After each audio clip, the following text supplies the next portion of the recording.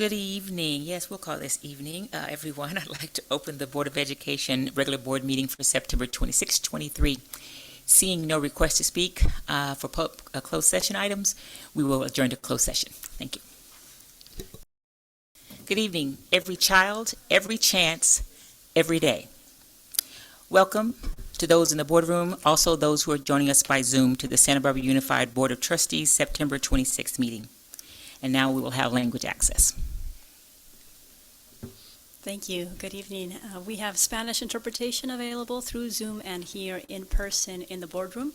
And we also have ASL interpretation available through Zoom.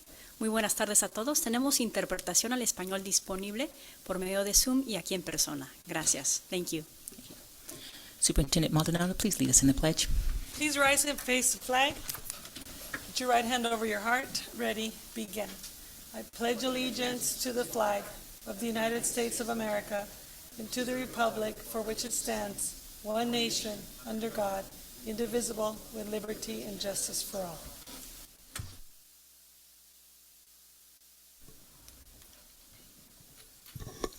There's no announcements from closed session, so we will move to the student board report. Anastasia, welcome.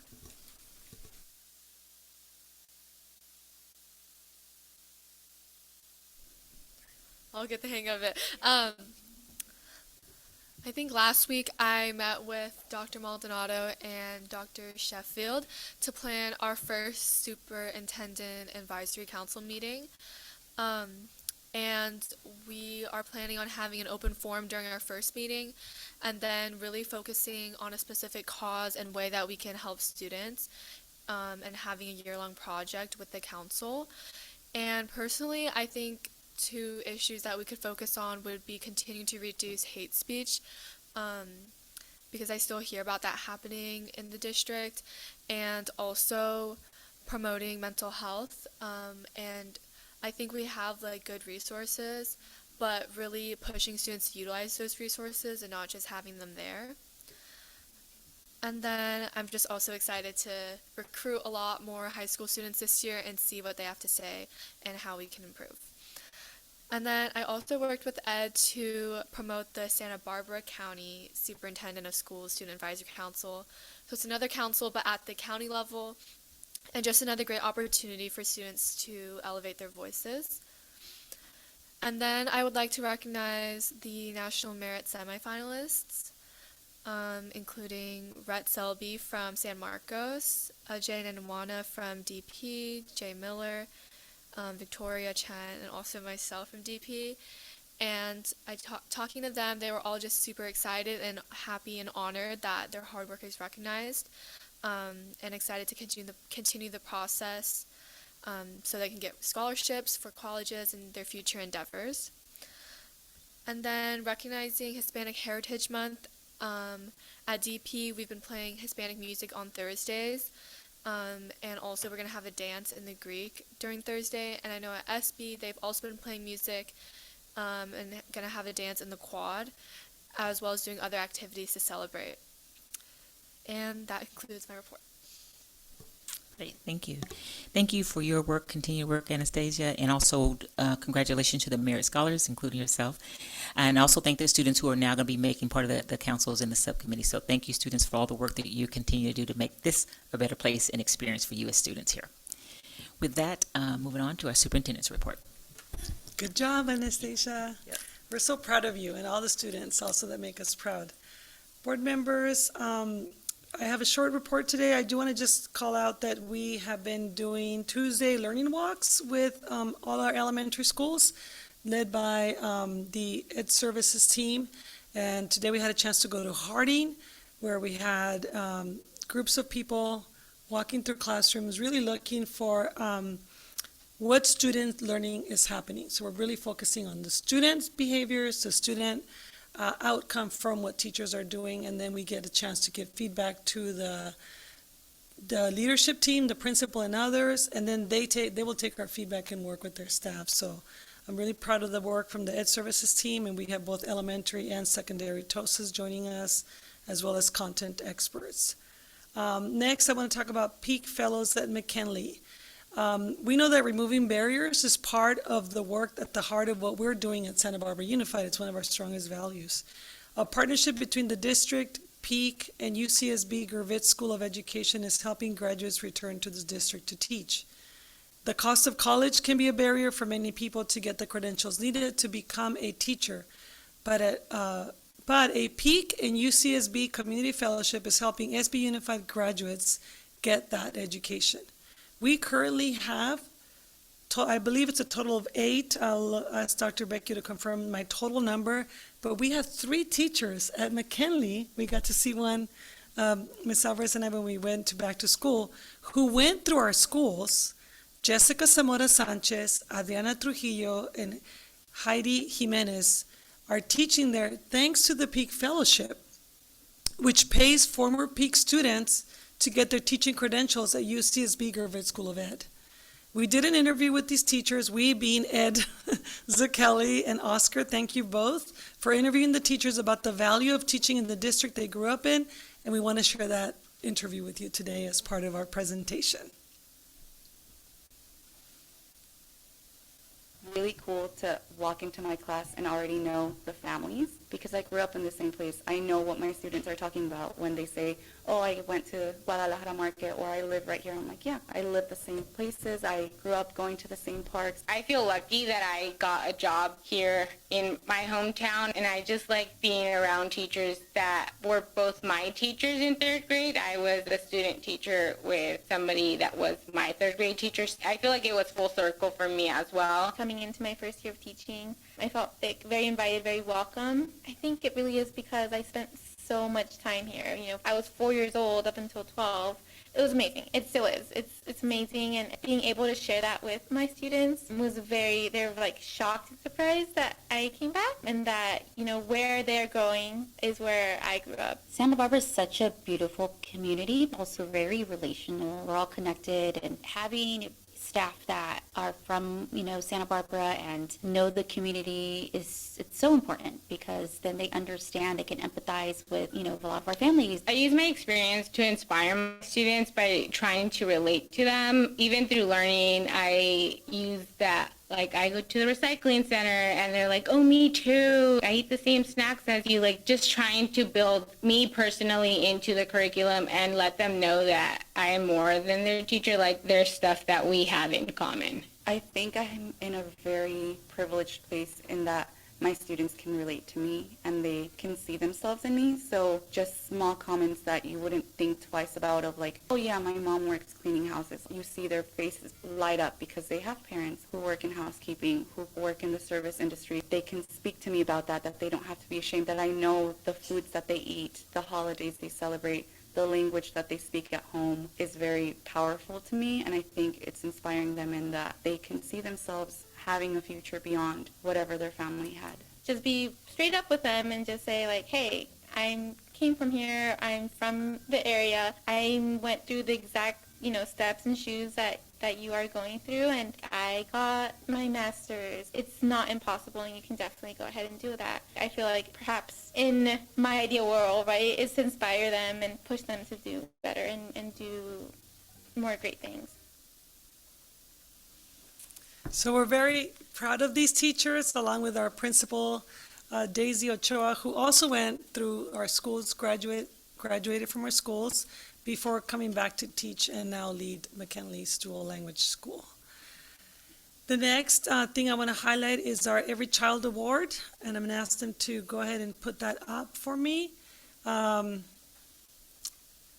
I want to start with Assistant Principal Kimberly Sheriff Brown from Washington Elementary. Kimberly shared a story that set the tone for the work this year related to student belonging, because again, our theme, right, with Every Child, Every Chance, Every Day, that book that we created for everyone is about how we create that relationship and that environment.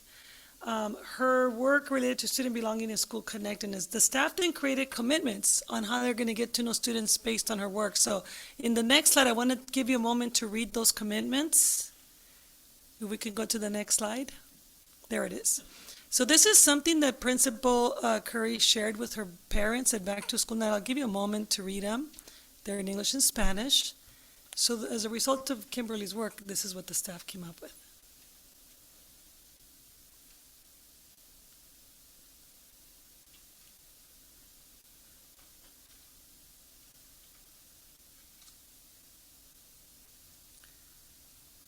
So you can see that these commitments are a lot about what the staff promises to do for children, and again, it was shared with the parents at Washington's Back to School Night. So I want to thank Kimberly and Ms. Sheriff Brown and Ms. Curry, the principal, for sharing this with me. Next, I want to recognize Roberta Ortega from Santa Barbara Community Academy. She modifies instruction to meet the needs of all students, including teaching them bilingually. But I want to expand on this modifies instruction idea. I talked to the principal, Ms. McCormick, who said she really takes time to group students to work independently so that some can get more time with the teacher in a smaller group setting. And then she's also looking a lot ahead in the new curriculum for Wit and Wisdom and doing some research to bring visual representations so that as she's teaching students, we know we have different types of learners, visual, auditory, kinesthetic, and so on. She uses that as a way to have students access the information. So thank you, Ms. Ortega. Next, we have Katia Rodriguez-Mester from Cleveland Elementary. She also gives students the best opportunity and access to learn through multiple modalities of learning. And I called the principal again, tell me more about this multiple modalities, what does that mean? And he says she uses a lot of kinesthetic learning modalities, using their hands, using their body to talk about what they're learning or to demonstrate that they're understanding, and also is using a lot of visual supports to teach different abstract concepts. So thank you to Ms. Rodriguez-Mester. Next, we have Chris Jones from Dos Pueblos High School. He was critical in developing plans to monitor the social emotional well-being of students during the first 3 weeks of school. The campus is embracing his work, and it's allowing them to better implement their habits of heart. So they have a way to communicate through his work, how to do that, and they're using that to really measure a lot of what's going on in the climate at Dos Pueblos. We'll probably hear more about this in the coming weeks and months. Ms. Morelia Sanchez Flores from McKinley Elementary, she's their office assistant. She greets every student and family with a smile. We love that because we know a smile translates languages across the world, right? She knows every student by name, and every student knows her. As students leave the front office, she reminds them to have a great day, and she always has her famous catchphrase of learn something today, each and every time they leave her office. Next, Alma Regalado from La Colina Junior High School. She works tirelessly to make sure La Colina students are registered, enrolled, and ready. We know that's really important to get our families and students ready for school. Her dedication helped to make sure each and every student was able to have a positive and joyful start. Thank you, Alma. Karen Reyes from Harding University Partnership. She's everyone's friend. Everyone knows who she is, inside and outside the school. And we know that many children and parents always seek her out for information, support, and her friendly smile. Karen is our family engagement liaison there. Next, we have Carolyn Ross, our theater program teacher at Goleta Valley Junior High. And I love this. I bolded it for you. Carolyn's theater program is welcoming and open to all students. She has a wonderful way of connecting with classes by making them feel empowered and connected to their school. We have two more. Valeria Padilla from Roosevelt Elementary, also family engagement liaison. She's working tirelessly to support students, whether it's welcoming TKK families, meeting newcomer families, or connecting to unhoused families with childcare. She goes above and beyond. And I did get to meet a parent at their back to school night who's a new mom from Venezuela who told me how much Valeria has really helped her and her 6th grade daughter navigate our school system, because it's just very different from where they come from. So thank you, Valeria, for doing that. And last, we have our elementary library technicians. So if you think adopting a new classroom curriculum is easy, think about managing it, tracking the inventory, and making sure all the teachers have everything they need. These lovely ladies have done an incredible job of getting over 3,200 elementary students the materials they need. So we want to recognize their work as well. Board members, there's so many more things going on, but I know that this can get a little long, so I want to just end with that and thank all our Every Child, Every Chance, Everyday Award winners. Congratulate our amazing peak teachers, and know that we have some grow our own programs, and I'm very proud of all our staff. Thank you. Thank you, Superintendent. Board members, comments or correspondence or questions? You want to start, Ms. Alvarez? Thank you. Good evening, everyone. Welcome to our September 26th meeting. I had the privilege to be at Back to School Night, as Dr. Maldonado mentioned, at McKinley School, and it truly is amazing what is happening there. It's very different from 40 years ago. At the same time, it's the same because everybody wants to belong. Everybody has that need. And I was going to mention some of the teachers that were highlighted as the PIC teachers. It's amazing because we were both in their classrooms, and I was very impressed at the work that they do, and especially their commitment to the students, to SB Unified. And for that, I thank them, and I'm very grateful to them. As well as the principal, Ms. Ochoa. She has energy, she has commitment, she has passion, she has knowledge, which is what I believe the school needs. So it was so rewarding being there, so thank you for that. And when I hear about the PEAK program and the teachers, it reminds me about every child, every chance, every day, which it's belonging, it's meeting where they're at and providing the support that they need. So thank you for bringing that to our attention tonight. And Anastasia, congratulations, Merit Scholar. What a privilege to sit here close to you. Congrats.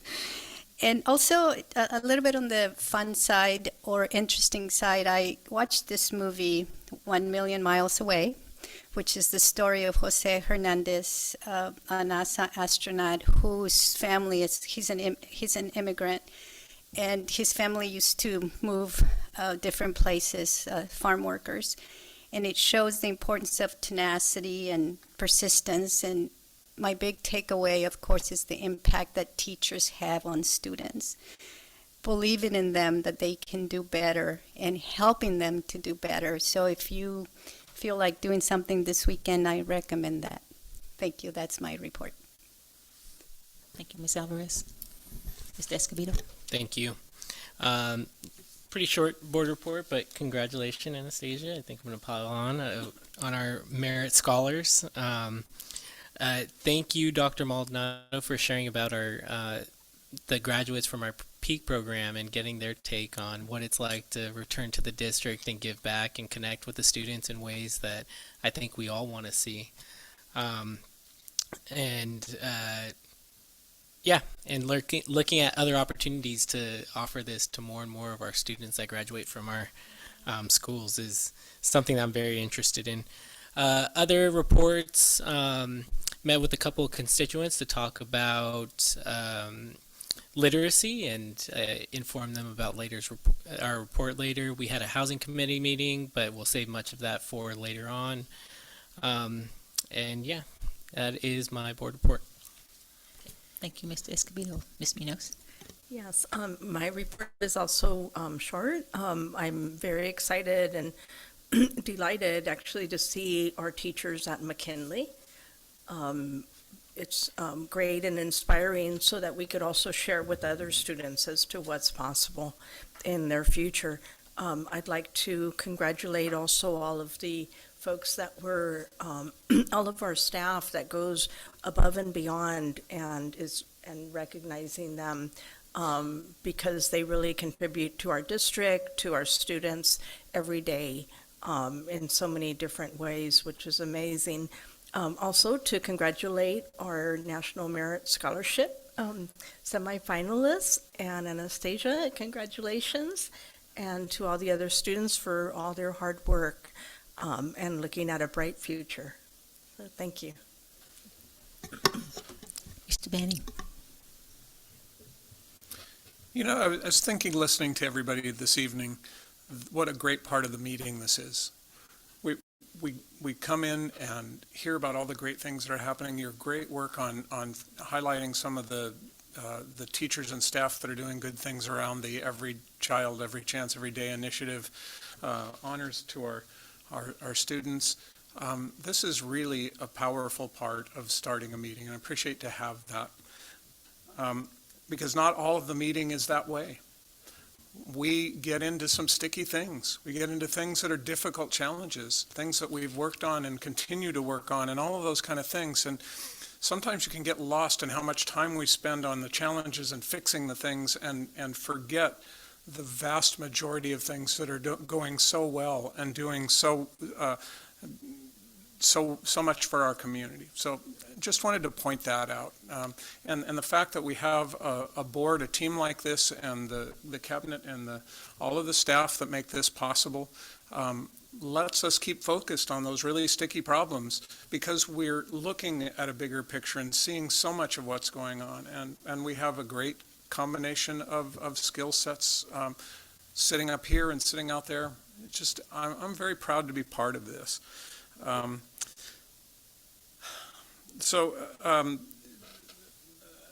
of the other things that we look at that we don't spend much time on in the board meeting is the consent agenda.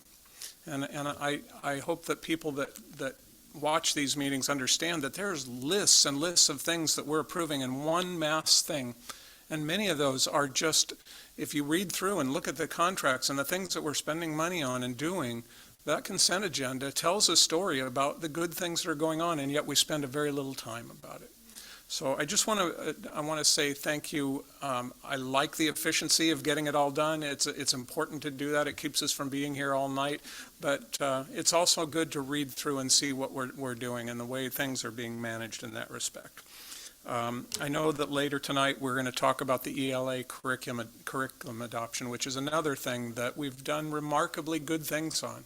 One of the most complex and difficult tasks that a school district can have, and particularly in a case like ours where there had been so long since the previous one. And we're moving along with something. We're doing lots of great things with it. I happened to come across an article in EdSource online that talks about the Palo Alto School District that did something very similar a few years ago in really focusing on literacy, early literacy. And I'm not going to, I provided copies to the board members. I'm not going to go through a lot of this other than to say one of the things that happened is that the district leadership is behind this, but not just the leaders, not just the cabinet. The board is actively behind it. The board established multi-year improvement goals for third grade student achievement, specifically focusing on lower performing student groups to be included in the superintendent's annual review, and 3 times a year looking at those. I'm not here to say we should be adding anything or doing anything more. I'm here to say that this is an article that's great to read and go, yeah, we're doing that. We're doing those things too. And when you look at the kind of results, the improvement that they're seeing between 18-19, 2021, the difference in the state average on reading and what their district is doing, we're on the path to doing that too. And congratulations to all of us, and thank you to all of us for making that commitment. And it's going to be a great time to watch how this curriculum, the very things we're doing that so much match what's happening here with such success. I'm sure you can find that in other places, but I'm really looking forward to seeing what happens with our achievement, particularly around that area of critical primary reading and such. And just wanted to. That's kind of my sermon for today, if you will. I want to just say the work here is hard, it's difficult, it's challenging, sometimes it's contentious and there's different opinions, but there's great work being done. And I'm proud to be part of this and part of that, and part of the community that is supporting the schools. Thank you, Mr. Banning. I'll just conclude, first of all, thanking my board colleagues for those very insightful and inspiring comments. And also to congratulate the PEAK teachers who came back. I actually saw them at maybe 2 or 3 years ago when they were just in the middle of the PEAK program, so to see them. And so also that video where the Guadalajara market, I was very familiar with that. My nieces and nephews grew up going to McKinley, so very familiar with that, and just how that school has always been a part of being included and being belonging, in the neighborhood. And I just want to add to the fact that I was at a results fair this past week for First Five. We were doing results fair, and the speaker talked about the importance of belonging and connectedness, all the things that we're talking about, that we're focusing on to make sure our kids feel they belong, they get to know who they are, all the things that we're looking at through our ethnic studies, looking at who you are and where you belong and where you came from. He says, and what that really does is building resilience. All the things that we're doing here is building resilience, because life is life. But when you know who you are, you feel like you belong, you feel like you're connected, you're much more resilient to go through life challenges. as far as to fall victim to those things. So I really appreciated that, and that's exactly what's happening here by things that we're showing on our videos, also through the comments that our board members have said. And I too am very proud to be of this board. And I said we're building resilience too, Bill. And when we get in those sticky situations, we're ready to go. And we need to do that. So we're building resilience as well. And another thing I heard, I mean, when I was looking on we're talking about patience and supportive and equity. And one other thing that the speaker also talked about was how do we put those words into action? You know, oftentimes I say, Lord, just give me patience for this moment. But it's not so much I get patience, but can I practice patience in this moment? How are we practicing patience? How are we practicing being supportive? And how are we practicing equity? So we're putting our words into actions when those situations give the opportunity to do so. So I just wanted to say that. And again, very proud to be a part of this district and part of this board as well. And thank everyone who's part of this district. You know, we are Santa Barbara unified, right? Okay. So with that, we will move on to our, don't have any other things, but okay, public comments. We have no public comments. We'll move to our consent agenda. Board members, are there any items you'd like to pull on the consent agenda? Hearing none, I need a motion for approval.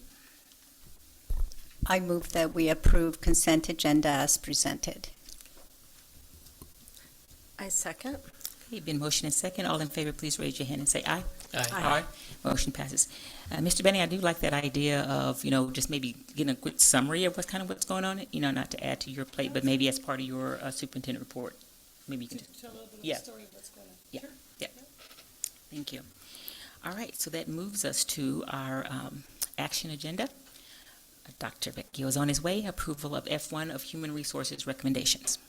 Thank you very much. Good evening, Board President Sims-Moten, board members, Superintendent Maldonado. I'm bringing to you on this item the HR recommendation list. And as per usual, I'd like to just highlight a couple items from that list. First of all, I do want to congratulate Thomas Magnus, who has been a longtime plumber. He is retiring, and he has 24 plus years of service. He knows every line underground, in the walls, everywhere across this district. And so I want to thank him for his service publicly and congratulate him. I also wanted to, forgive me if I missed anything else, but I wanted to just turn your attention to the premium pay, where we have a combination of some of our professional learning on the classified side. And I always, of course, point out the language premium as well when they're there. I also wanted to just take a quick second to look at the list on, I don't have page numbers, so bear with me for a second.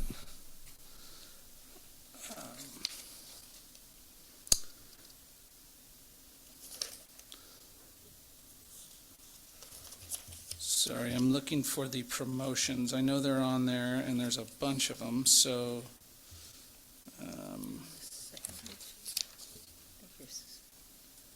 there they are, at the bottom of the first page. I just wanted to highlight that bottom of that first page, and it goes on to the second page as well.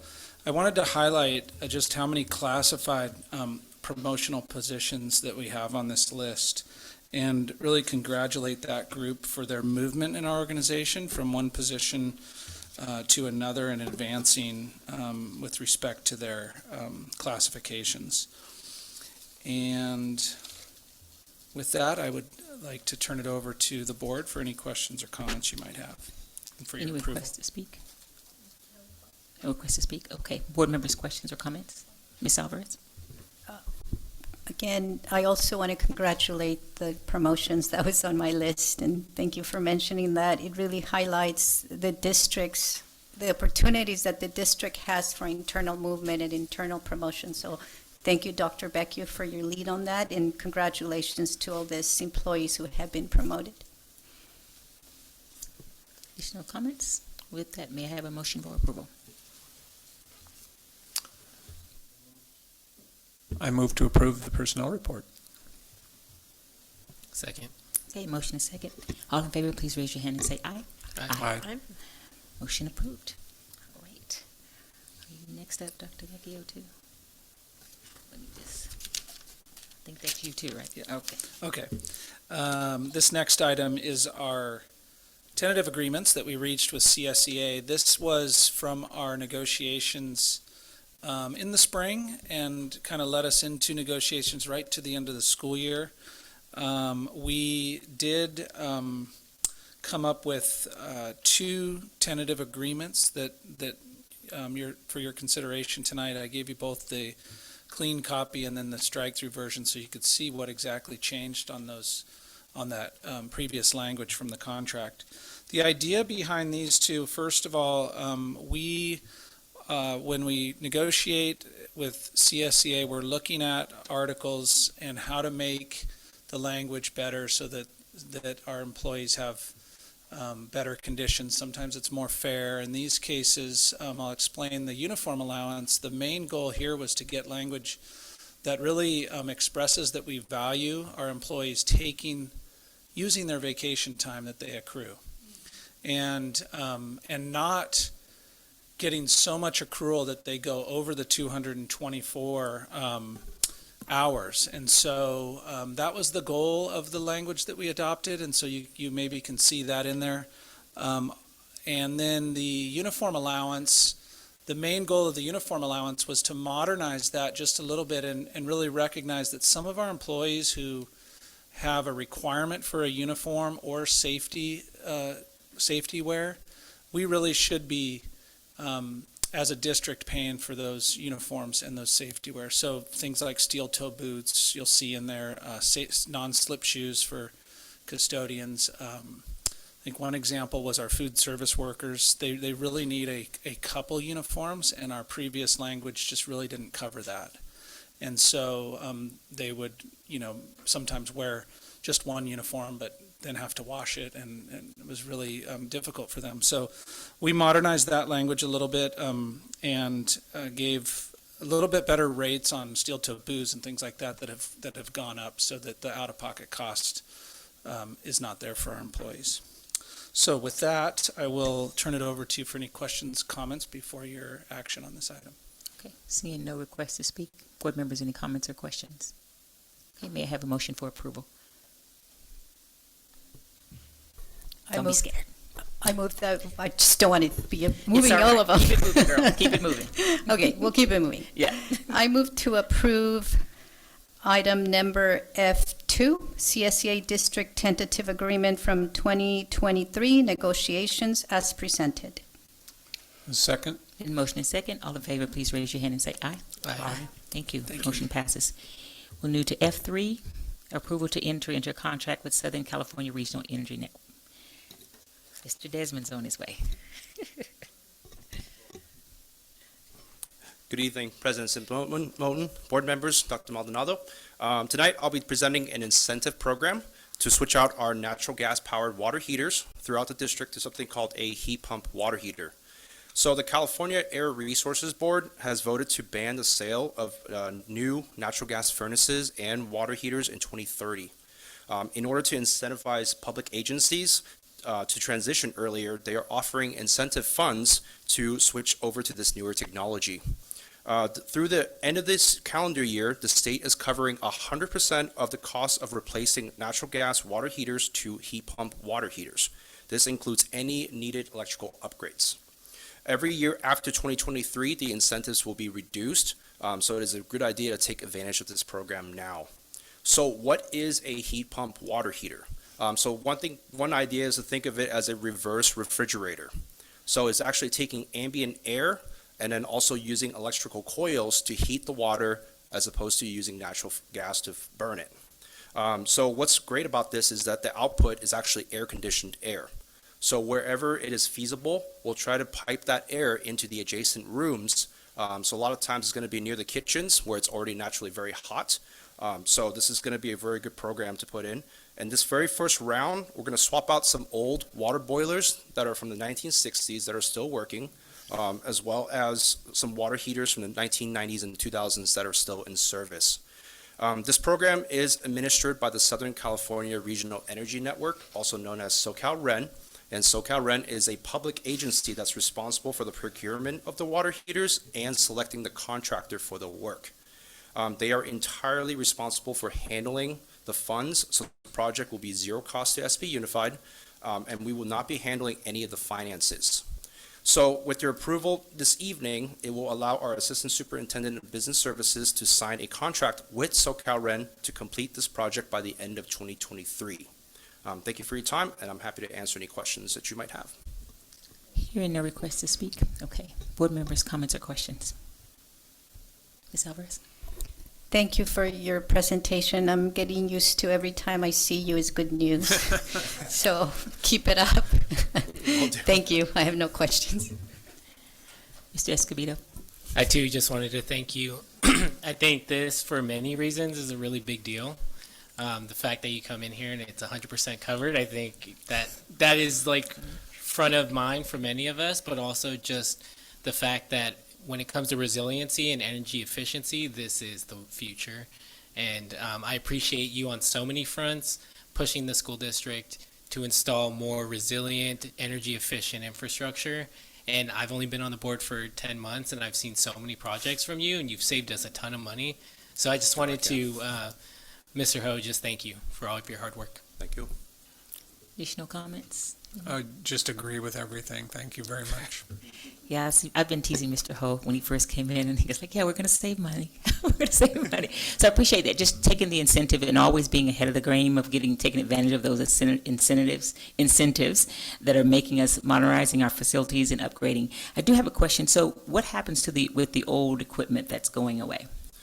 The really old equipment, I mean, the 1960s boilers, there's really nothing we can, It just goes, okay. yeah, there's nothing we can do. We're not with that. adding to the landfill or, in that sense of that. We will. Okay. I don't have a good solution for that, unfortunately. No, but, just want to acknowledge that. Okay. Yeah. Okay. And hearing, may I have a motion? I move that we approve to enter into a contract with Southern California Regional Energy Network to install heat pump water heaters as presented. Second. Motion is second. All in favor, please raise your hand and say aye. Aye. Motion passes. Thank you. I think you're next up, too. You're the Yep. next item, yes. All right, round 2 of 3. So next up, we have a potential project to retrofit Santa Barbara Junior High School with LED lighting. Oh,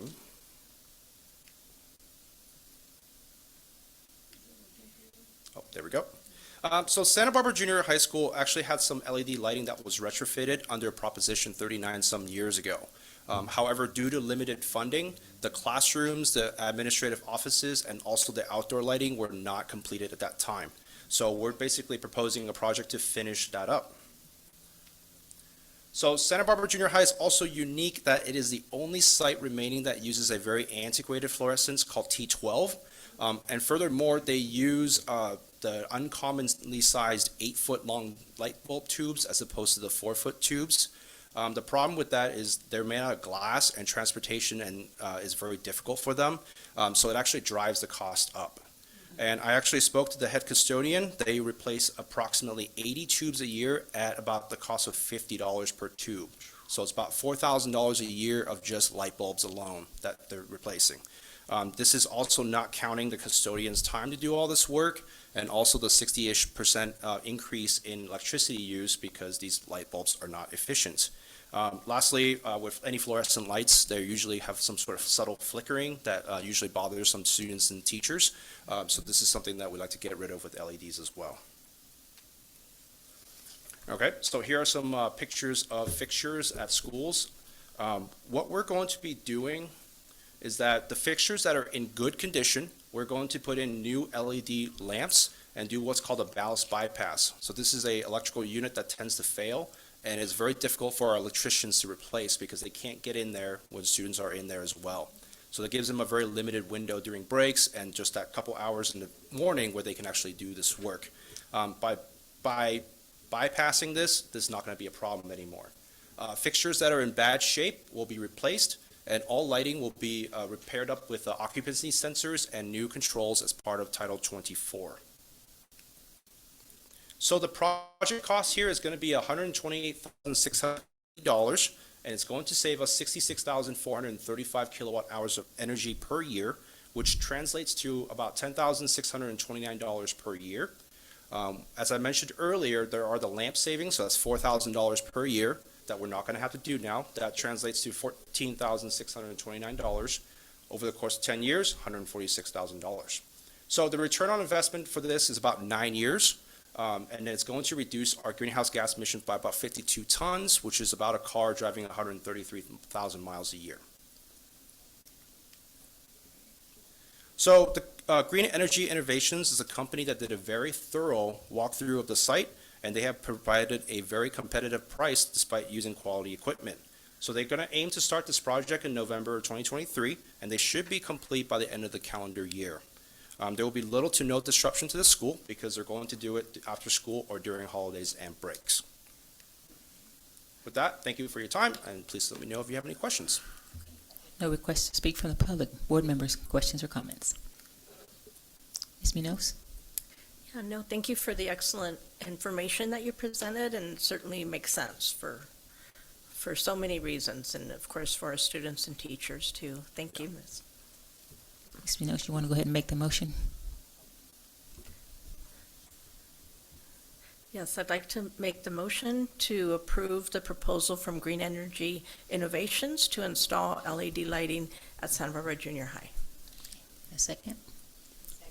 And motion is second. All in favor, please raise your hand and say aye. Aye. All right, motion passes. Thank you. Now we're moving back to 5. Still facilities. That's still you. It's my final one. I'll get No off problem. first No quickly. problem. We like you up here. You got money. All right, for my final presentation tonight, I'll be speaking about a potential project to retrofit Dos Pueblos High School, La Cumbre Junior High School, and San Marcos High School for lighting project as well. Oh. I'm waiting for the...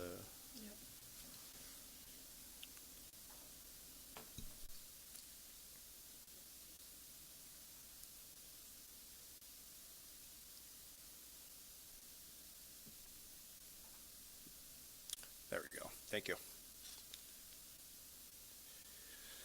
So the board actually approved a project at San Marcos High School earlier this year, but unfortunately the funding source for the San Marcos High School LED lighting project was discontinued. So we had to come back with a different different funding source, and then we also were able to get a lower price for this project.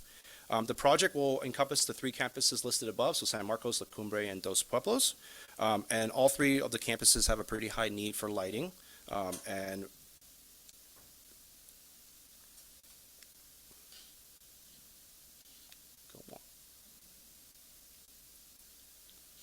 so all 3 sites have a pretty even mix of lighting that has bad balances and or bad fixtures. And as I mentioned earlier, they have issues with replacing balances because of the fact that it is so time consuming.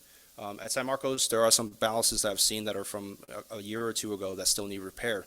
So with this project, they're going to replace all those things and do the ballast bypass just like at Santa Barbara Junior High School. So here are some fixtures from existing sites that we're going to try to replace. So same, just like at Santa Barbara Junior High School, any of the fixtures that are in good condition, we're going to put in LED lights, and then we'll do a ballast bypass on those. And then any fixtures that are in bad shape will be replaced, and everything will have occupancy sensors as well as new controls. Now, here is a table breaking down the project costs. So we have the project site on the left, project costs, incentive funds, payment method, annual savings, as well as return on investment. So incentive funds come from the Southern California Regional Energy Network, SoCalRen, while I was talking about the heat pump, water heaters earlier. So SB Unified has been working with SoCalRen to verify that these savings will be realized, and they're actually providing the 2 high schools with incentive funds to reduce the cost of the project. So after the incentive funds are applied, Dos Pueblos High School will have a project cost of $466,000, $467,000 if we round up. La Cumbre Junior High School does not have any incentive funds because it was deemed too small of a project, but it will come at a cost of $184,000. And San Marcos High School, after the incentive funds, will be $389,000. Okay, the total incentives is $118,000, and then for the payment method, the two high schools, I'm proposing to use something called the Revolving Savings Fund or the California Energy Commission loan, which I'll talk about in the next slide. And then for La Cumbre Junior High School, we'll use developers' fees. As you can see here, the annual savings is estimated to be $110,000 per year, and the return on investment averaged out across the three sites will be 9.16 years.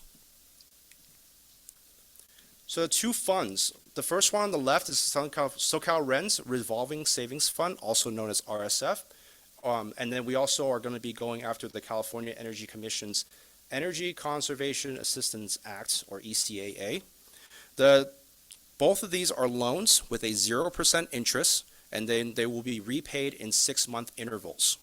The difference between these two is that RSF from SoCal REN has a 1% administrative fee, and then it also has a 10-year payback period, whereas the California Energy Commission's ECAA loan does not have that 1% administrative fee and is repaid over 12 years. Neither of these loans are guaranteed, so I am going after both of these loans and seeing which one basically gives us, if they both provide us with an offer, then I'm going to go for whichever one has the lowest cost, which in this case is going to be the Energy Conservation Assistance Act, the ECAA loan. So the procurement process has already been vetted by our legal team and will go through SPUR, which is a procurement organization that we currently use to buy our electricity that does not come from our solar. And we'll be using Vector Energy Group to do this work. They are SPUR's lighting specialists. They are well established, and they have been doing Monroe's LED lighting project, and they've done a good job. So we'd like to continue by giving them these projects as well. And the board has approved a master contract with SPUR in May of this year. So the target start is going to be November of 2023. We'll probably be starting with La Cumbre first because that's paid for with developers' fees. The other two loans is going to take some time to process. But as soon as those are processed, we will go forth and start Dos Pueblos as well as San Marcos High School with the target completion of March of 2024. Just like the other contractor, they're going to be working after school or during breaks and holidays to minimize disruption to the school site. With that, please let me know if you have any questions, and thank you for your time. Okay, no requests to speak from the public. Board members' comments or questions? Hearing none, may I have a motion? I move to approve the resolution 2023-2413, approving making findings and connection with energy conservation contracts, and the proposal from Vector Energy Group to install LED lighting at Dos Pueblos High School, La Cumbre Junior High School, and San Marcos High School. Do I hear a second? Second. Okay, motion and second. All in favor, please raise your hand and say aye. Aye. Thank you. Thank you. Thank you, Mr. Desmond. Now we're moving to F6. Rena, coming to the board.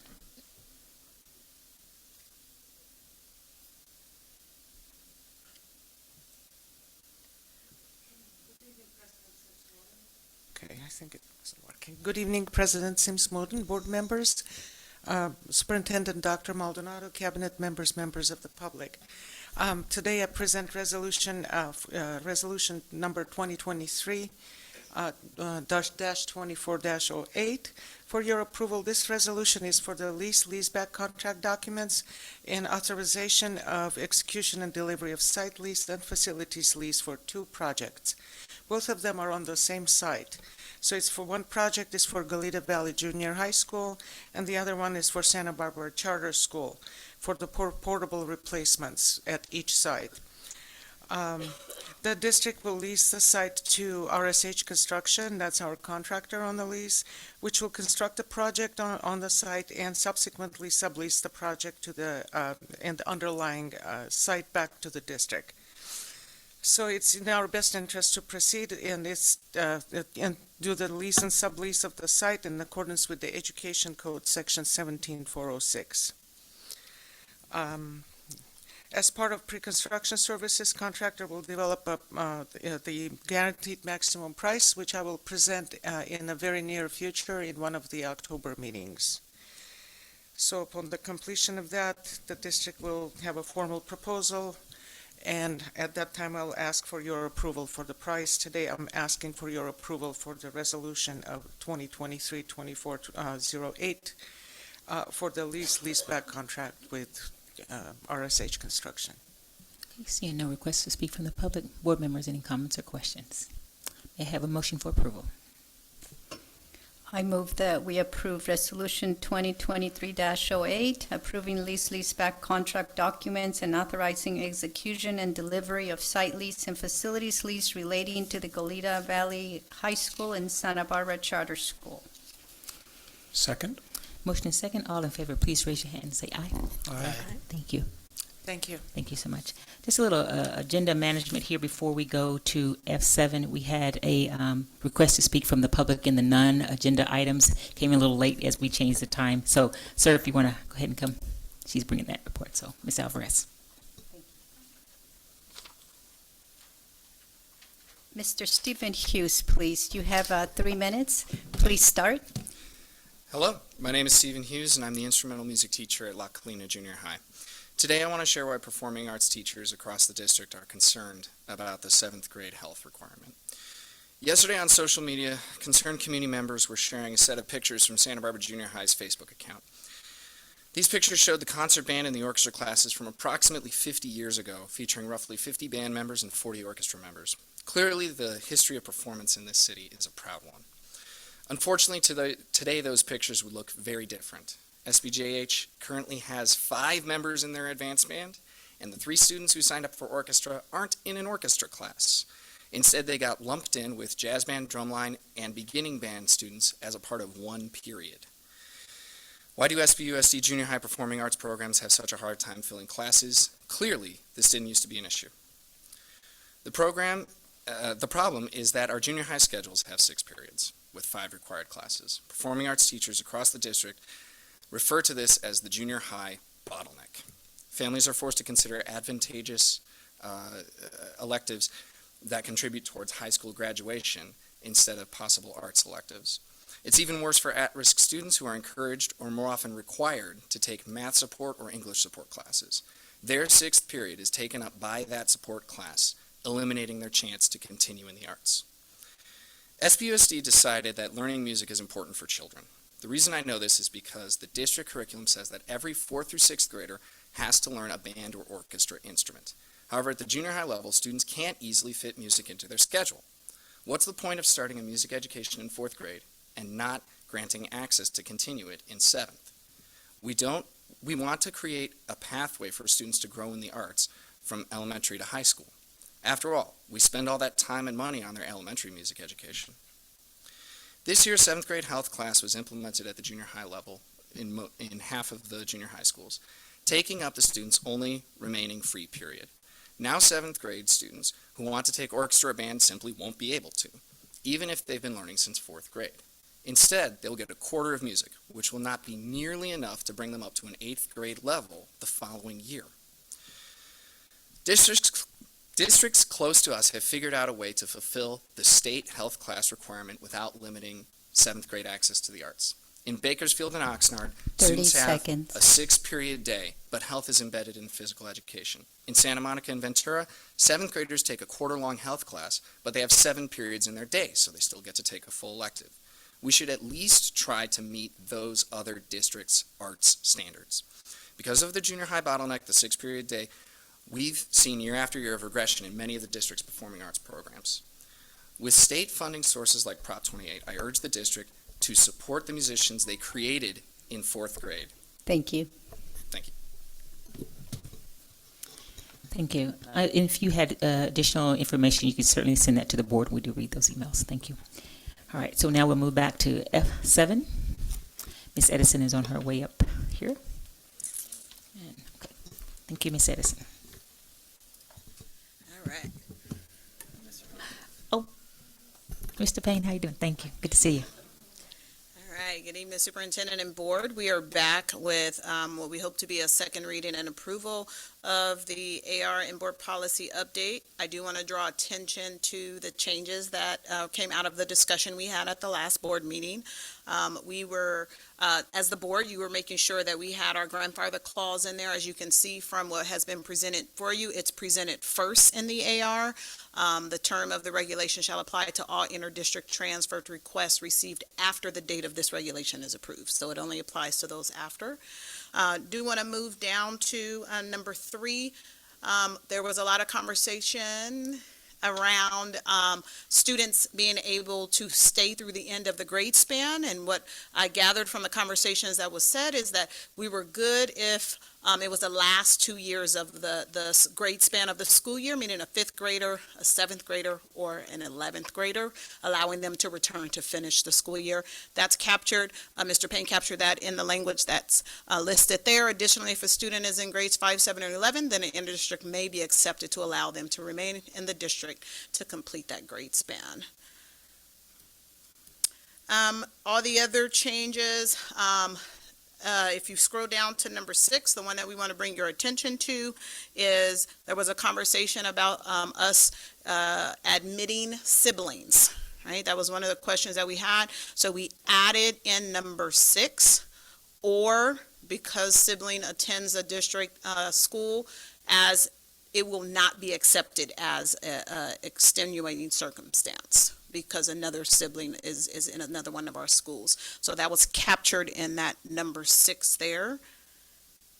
Other than that, there were no other changes that came out of the conversation from the last discussion that you all had and the directions that you gave us. I do want to let you know we have about, as far as siblings go, we have 101 of our inters have siblings. They are siblings, which represent about 51 of our families.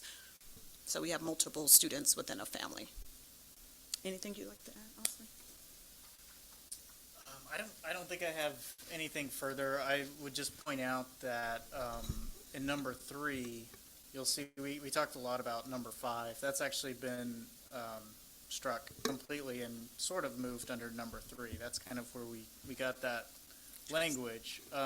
That can be modified if the board prefers, and the one thing I considered is if you want students that either because their parents have moved or because they'd been granted an IDT previously, if those circumstances changed, for instance, and you still wanted them, if they were in 5th grade, to finish out, their elementary school with the same cohort, or 7th and 8th grade, something like that, then we might adjust that to tweak the language so that it doesn't sound like it only applies to a situation where the student's family's moved out of the district. If that's what the board wants. I originally did this, but that's going to be an option for us. So that's, I guess, the only other thing I'd add, unless there's questions. Hearing no requests to speak from the public. Board members, comments, questions? Ms. Alvarez? Thank you, Ms. Edison. Thank you, Mr. Payne, for your work. I feel better about this policy than I did last time, so thank you for your work. One comment I would have is that, Dr. Maldonado, if we can get an annual report on transfers, maybe in the consent agenda, or if you can just send it on your superintendent report, since this, I believe, 134 students are being grandfathered in from the old policy, it'll be interesting how the data changes, which should be decreasing based on this policy. So, thank you. Any additional comments? Mr. Banning? I appreciate the efforts around this. I know I've been in this discussion. I just want to make sure that my fellow board members, the issue of siblings was with intent that having a sibling did not, or that if a child, say 6th grade after 5th, that the sibling then is not eligible to continue. Is that the way you read that, and is that what we're intending? The way I read it is that's not automatic. It's not automatic that if you have a sibling, you're going to get a transfer. They can still apply, and Ms. Edison would review the application based on the policy. That's the way I understand it. I want to make sure that I'm making sure the board's wishes are being known here, so I would take guidance from you, is that something you want to consider for approval. If a student is grandfathered in for that 5th to finish 6th or 7th, 8th, or 11th, 12th, that we consider if there's space, their siblings. I would take guidance from the board on that. Yeah, that's a different, I mean, we certainly can discuss it, but it's very clear in what you're saying. So if that's the case, in the current will of the board, would that be something would need to be a possibility or may in the language? Should that come up, we would be reviewed case by case. So that's what I'm trying to understand. Well, Yeah. Is it possible even that in the circumstance of, is it the extraordinary circumstances, that might be part of a consideration of a sibling's transfer, that the extraordinary circumstances is by policy we're allowing his sibling to go an additional year as a 6th grader? Is that an extraordinary circumstance that would go in? I don't have a preference on it. I'm comfortable with it. I just wanted to make sure, because that could be interpreted differently. What you've done is said, if there are siblings whose transfers are granted in a blanket, no matter for what reason, it doesn't automatically mean the siblings will be granted as well. Yes, and so a consideration is if students are at the same school versus if they're at different schools. And so I am open to the guidance of the board on this, and I think our board policy covers it as a may, not a shall. And so it may be considered. So I don't think our hands are tied in that, and I'll lead to Austin. Well, I'm just thinking if we need to clarify it a little bit, we could, instead of saying because the sibling attends a district school, we could say, or in all cases where a sibling attends a district school, or something like that. I mean, my thinking on this was we were explaining the list of situations where a student could potentially get in as under an IDT, and then in this list, we wanted to give examples where that wouldn't necessarily be considered. So if we want it to not be an automatic, then I think we could tweak the language a little bit, but it's up to you all. We could also take it out completely if we want to leave it open and just decide those on a case-by-case basis. Yeah, I would say just more like the may piece. I'm comfortable with it may happen, and that it can be a circumstance where we review it case by case. I'm comfortable with that because things change. So, but again, I want to put that out for the board. Ms. Alvarez, did you? I think the may will give more flexibility to the district staff. I'm comfortable with that. And so just so we're on the same page, it says, absent such dire circumstances, inter-district transfers may not be granted instead of will not be granted. May, yes. So changing it to may. Yes. Yeah. Mr. Escobedo. I just wanted to say thank you. I think I feel much more comfortable with this and applying this the next time around when we're having the conversations, particularly for, I know it's a minor change, but due to childcare preferences versus considerations, because I think that's one of the ones I was struggling with. There's overlap between an extraordinary hardship that might be financial and childcare considerations. So I appreciate the work that you put into this. Thank you. And I would just add, I was looking at a article in 2017 when we were looking at inter-district transfers. At the time, we had 212. So we've seen that that's declining. It's evident and in line where we're going that it's declining over time. And the policy that we were making at that time was to address that piece where we were toggling in and out of basic aid versus LCFF. So I can see it going in that trend where one of the concerns that we have that those students they're costing the district more money. But now we can see that trend, and I think this policy changes, again, thank you as well, really helps us toward that issue that was concerning us. Ms. Munoz. Yes, and I also appreciate, the work that you have both put into this and the clarity that it gives, so that when we are looking at cases, the board can, go by have this as a guidance. So with that idea of clarity in mind, the suggestion of changing will not to may not, does that open the door for every one of those exceptions to be decided on an individual maybe, maybe not basis? Can I ask, I'm wondering if, from hearing the conversation, that the will not stays, but the because a sibling gets a strikeout. Because the sibling could be handled in another place. Would that work? Keep the may not on the top, strike out the sibling, because that could be under the above sentence, the superintendent can require evidence, they seem necessary, and that could come under that purview. Would that work or not? Hearing the conversation about the siblings. I guess I'm most important, to me, what's most important is understanding what the board's consensus is on it. I mean, I don't have a huge dog in the fight over this, but I don't want to put language in that requires more deliberation or more choice with it. We want clarity around what our decisions are, except those extraordinary circumstances. The may not, it just feels like it gives more flexibility in that, because we're considering them on an annual basis and things change, so that gives you, that aligns with annually we were going to be reviewing this, so we may not do that. And I would just offer that the line, the previous to that, which says, absent such dire circumstances, are we calibrating on it's a dire circumstance to separate siblings from attending the same school? Because then that goes back to the superintendent's recommendation of removing the sibling conversation, because we can leave it will not, and we are calibrated on considering it's a dire circumstance if siblings are attending the same school, and we now have to send them separate places. Mm-hmm. Board members?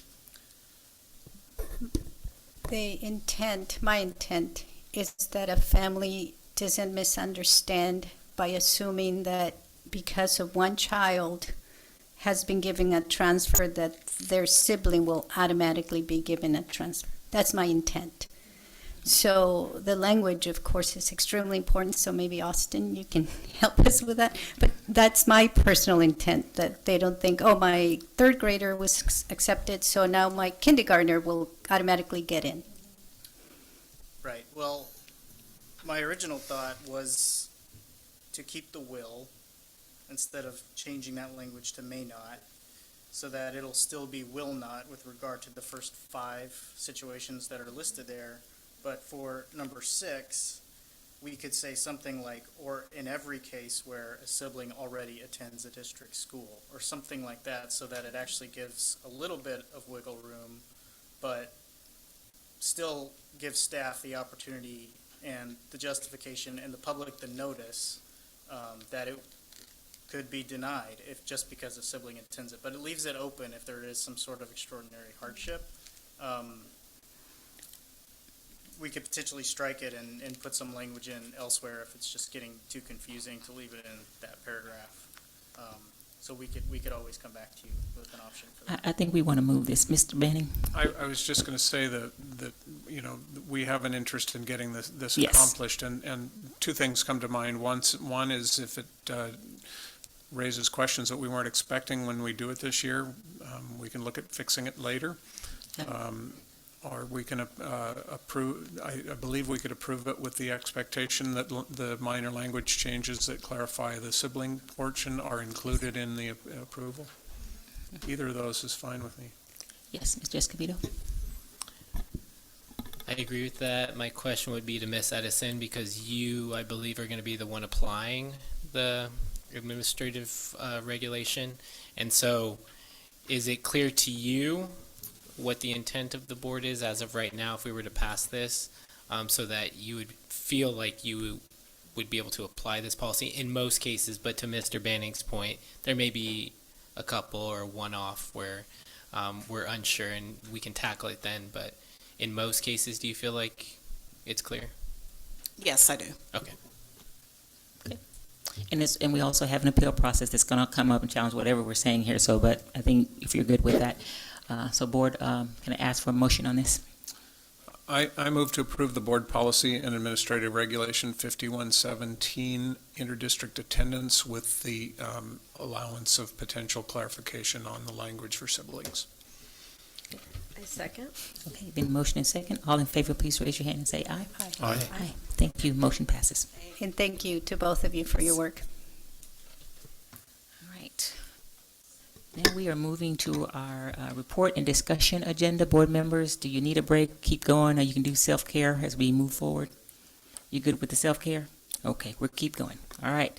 We're coming up with G1, potential of developing apartments for staff on district-owned land, Superintendent. Okay. Mr. Uyoya. All right, I see. All right. Good evening, Dr. Maldonado, President Sims Mountain, Board, Cabinet, and Public. I'm here to present to you our partners at Housing Authority, the City of Santa Barbara. In our Superintendent's infinite wisdom, we are looking for new ways to make sure we retain and recruit the staff that we need here to make sure that our students get every chance every day. And so one of the possibilities that we're looking at, as you can tell from the title, is to look at the properties that we have that either currently are school sites or don't have anything on them, to explore the option of creating that much needed housing that we know is in dire short supply here in Santa Barbara, and especially for the costs that Santa Barbara rents and housing purchases seem to skyrocket every year. So with that, we've been meeting, or Housing Committee was created last school year. We've been meeting since March 24th of 2023. Ms. Sims Mountain, Mr. Escobedo have been part of that, along with partners from the district and also our partners from the Housing Authority. And so tonight's presentation is just to talk to you a little bit about what we've talked about, what we've discussed, what we've seen. You may have seen or heard that a survey went out, 2 surveys went out this summer to connect with our certificated, our classified staff to be able to see what the need is and to kind of gauge what we would do if we were to go forward. But I will stop rambling and I will pass it on to our awesome friends at Housing Authority, Rob Fredericks, Skip Szymanski, and Dale Azam from Housing Authority. And as those gentlemen, or as they're coming up, board member, just want you to know, as this is a report for discussion, but we could give direction as a result of discussion tonight. So we could move forward with this through discussion from the floor. Good evening. I think it is evening. President Sims Mountain and the board and Dr. Maldonado. Very pleased to be here to provide this interim report of the work we've done to date. And I want to introduce my esteemed colleagues. Rob Fredericks is the Executive Director of the Housing Authority, and Skip Szymanski is the Chief Operating Officer.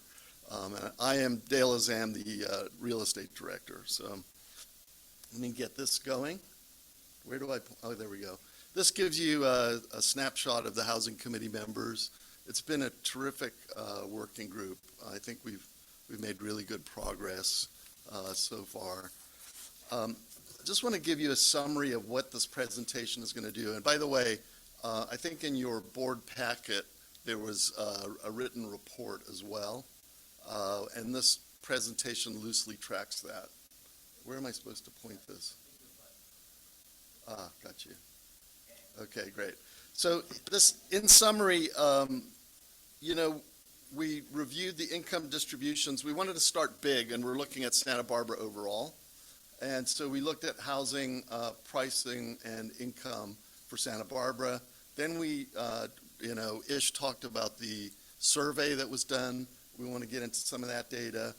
The Housing Authority team had basically looked at all of your properties to see which ones we thought might be good candidates to build housing on.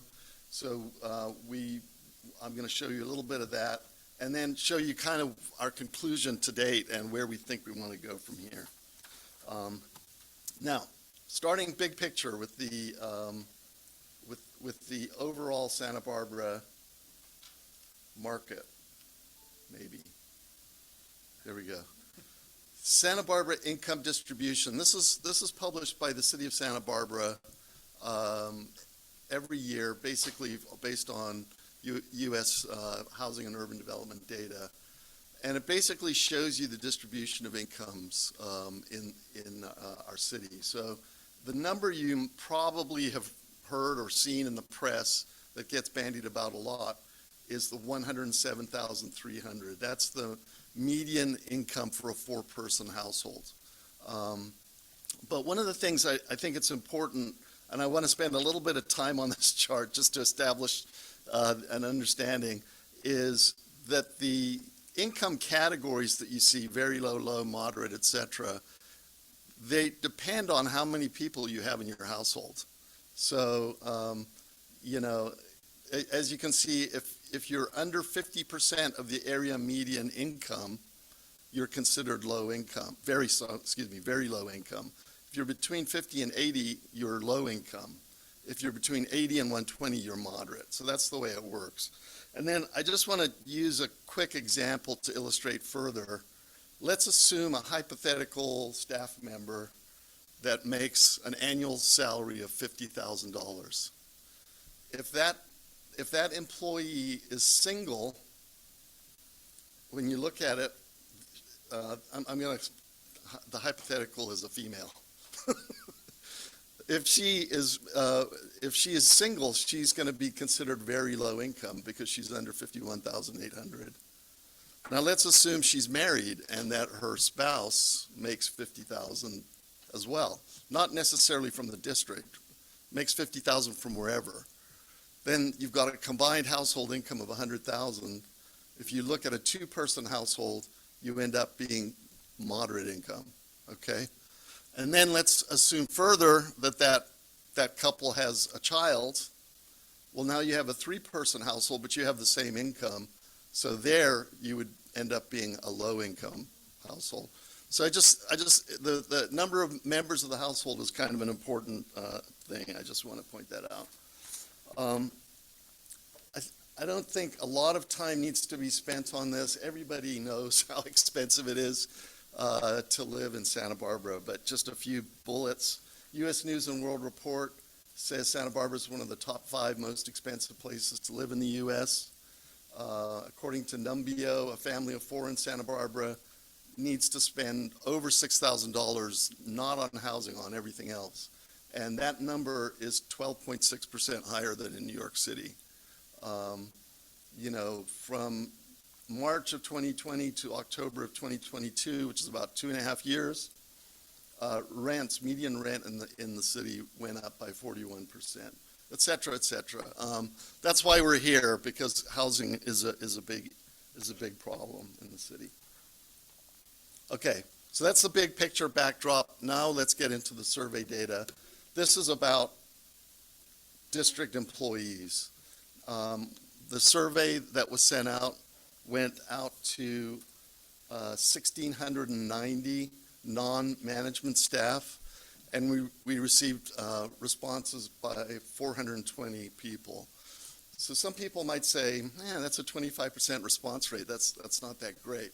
I mean, I would argue it's actually not that bad. It wasn't a mandatory survey, to my understanding. And people are tired of doing surveys, and people are busy. So I actually think it's a decent response rate, and it also conveys valuable information, even with that response rate. So what it shows is we have a lot of staffers that are in relatively small household sizes. If you look at 1, 2, and 3-person households, together, that's almost 2/3. So most of your employees are in relatively small households. Now let's look at the income side. And again, hearkening back to the table I showed you, this shows you the breakout by household income, not by employee salary, by household income. And you see that 28.5% are in very low, 28.1% are in low. Together, that's about 57%. You throw in moderate, and again, you're about 2/3 of the staff are in those 3 lowest categories. So obviously, because they're lower salary, they're lower income, they're the most housing burdened. They have to spend a higher percentage of their income on housing. And so to us, it seems like that's where you want to direct your assistance primarily, if you can. Here's another cut at it. And this is looking at it a slightly different way, and it's saying, by household size, what percentage of the households are in very low or low? And again, you'll see, if single-person households, 83.5% are either low or very low. So basically, the largest need is in the relatively smaller households. And I think that is instructive for us when we think about what do we want to build. Well, you want to build housing that meets the needs of where the need is greatest. So to me, that says you don't want a lot of big units. You want, a lot of, maybe studios, 1s and 2s kind of thing. Okay, so that's the survey. Now, just a little bit about the process. What we did on the Housing Authority team, we started with a list of all your properties, and we looked at aerial photographs, and we tried to identify, wow, this looks like a nice piece of land here that could be built on. And then based on that, we did some drive-bys, and we got it down to a short list that I'll show you in a second, that basically we brought to staff and said, what about this list? What do you think? One of the things that came up very early is that the properties that have the solar panels that you've installed are also really good sites for housing. And so we delved into that a little bit and learned that the solar leases have termination fees that right now are kind of prohibitive, but they go down every year. So one little bug I want to plant is as those go down in the future, those could be redeveloped into housing, and they're really excellent. They're excellent sites because you had the room to build the panels. When those panels come down, you could build housing there. And by the way, you could even put panels on the roof of the housing. So, there were a couple of properties like La Cumbre Junior High, where when we cross-referenced to city maps, we learned it was close to an earthquake fault.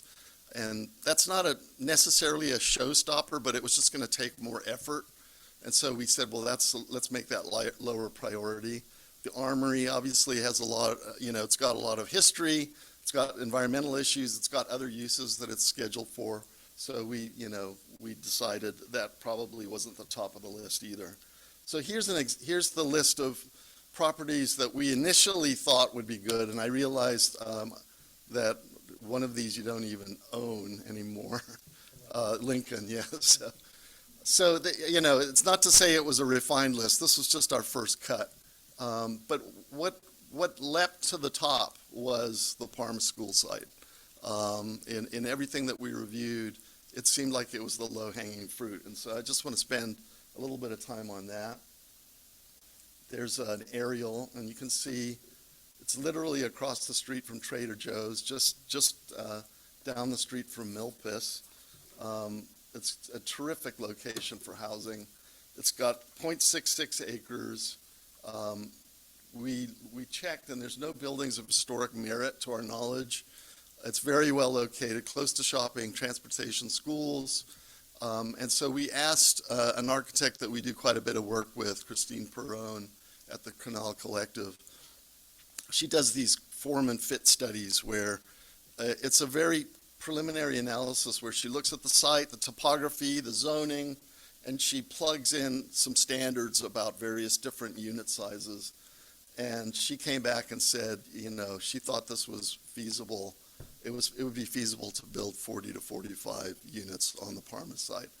And by the way, that number was before we saw the survey results. So we had told her emphasize 2 and 3 bedrooms. And so if we emphasize maybe 2 bedrooms, you might even get a few more units. So if the board is so inclined, our next phase, if we got approved to go to the next phase of this project on the Parma site, would be all of the pre-development stuff that we always do with our projects. Topographical site survey, geotechnical, environmental studies, all the architectural, land use, planning, review the financial feasibility, and then ultimately identify and secure equity and debt financing for the property. So, in conclusion, this is a two-page slide, so I'm not ending here. In conclusion, we recommend that the board approve moving ahead on the Parma School site. What we would recommend, the MOU that we signed before was to do the studying to get more or less to this point. So we need a second MOU or a development agreement to proceed on the Parma project. We think it should focus low-income and very low-income households. It would be exclusively for district staff.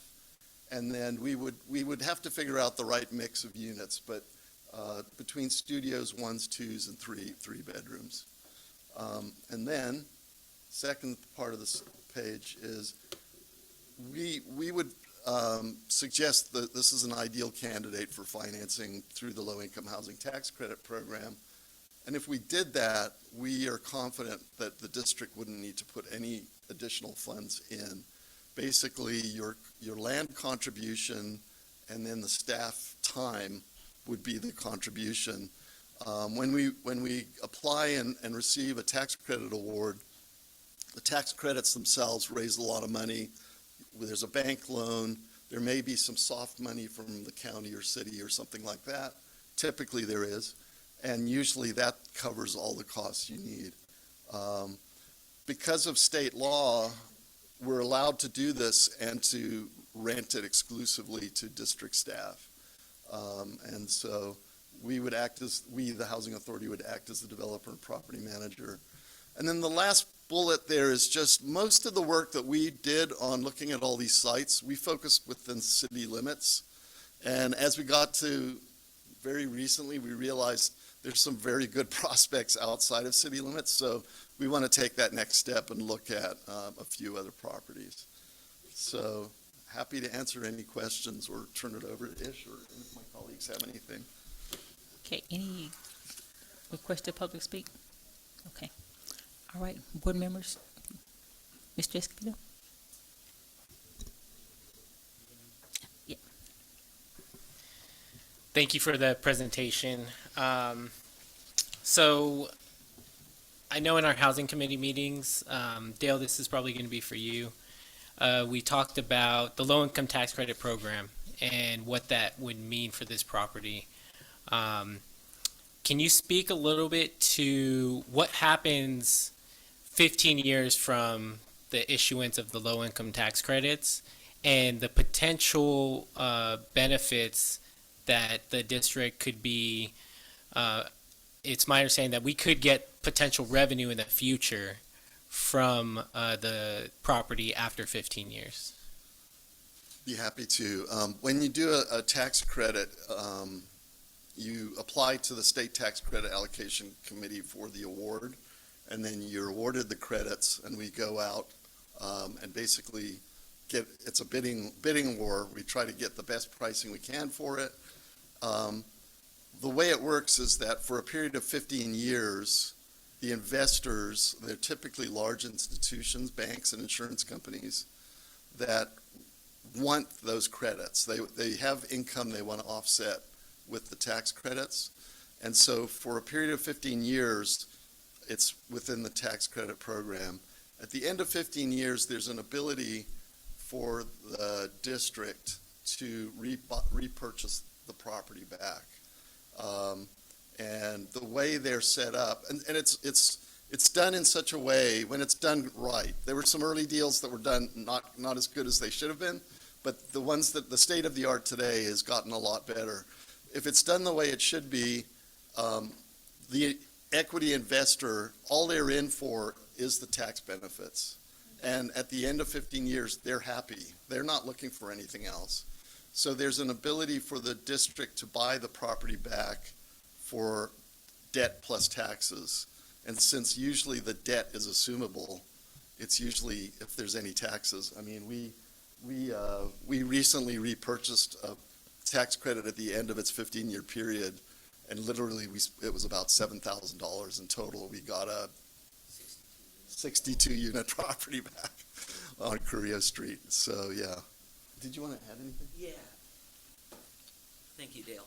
Rob Fredericks with the Housing Authority, and we're excited about these possible prospects. The only thing I wanted to add on to what Mr. Azam said is that the school district would retain fee title ownership to the land even through the 15 years. It would be structured as a long-term ground lease, so that you always have the ownership of the land. It's the improvements that the tax credit partnership would build and own.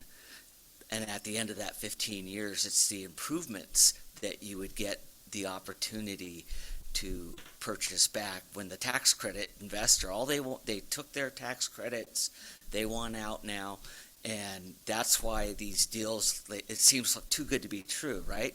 Like on the El Carrillo one that Dale mentioned, we were able to get a 62-unit development that was built. You couldn't build that today for under $30 million, and yet we purchased it back for $7 million. $7 million or $7,000? $7,000. $7,000. Yeah. Thank you. Yeah.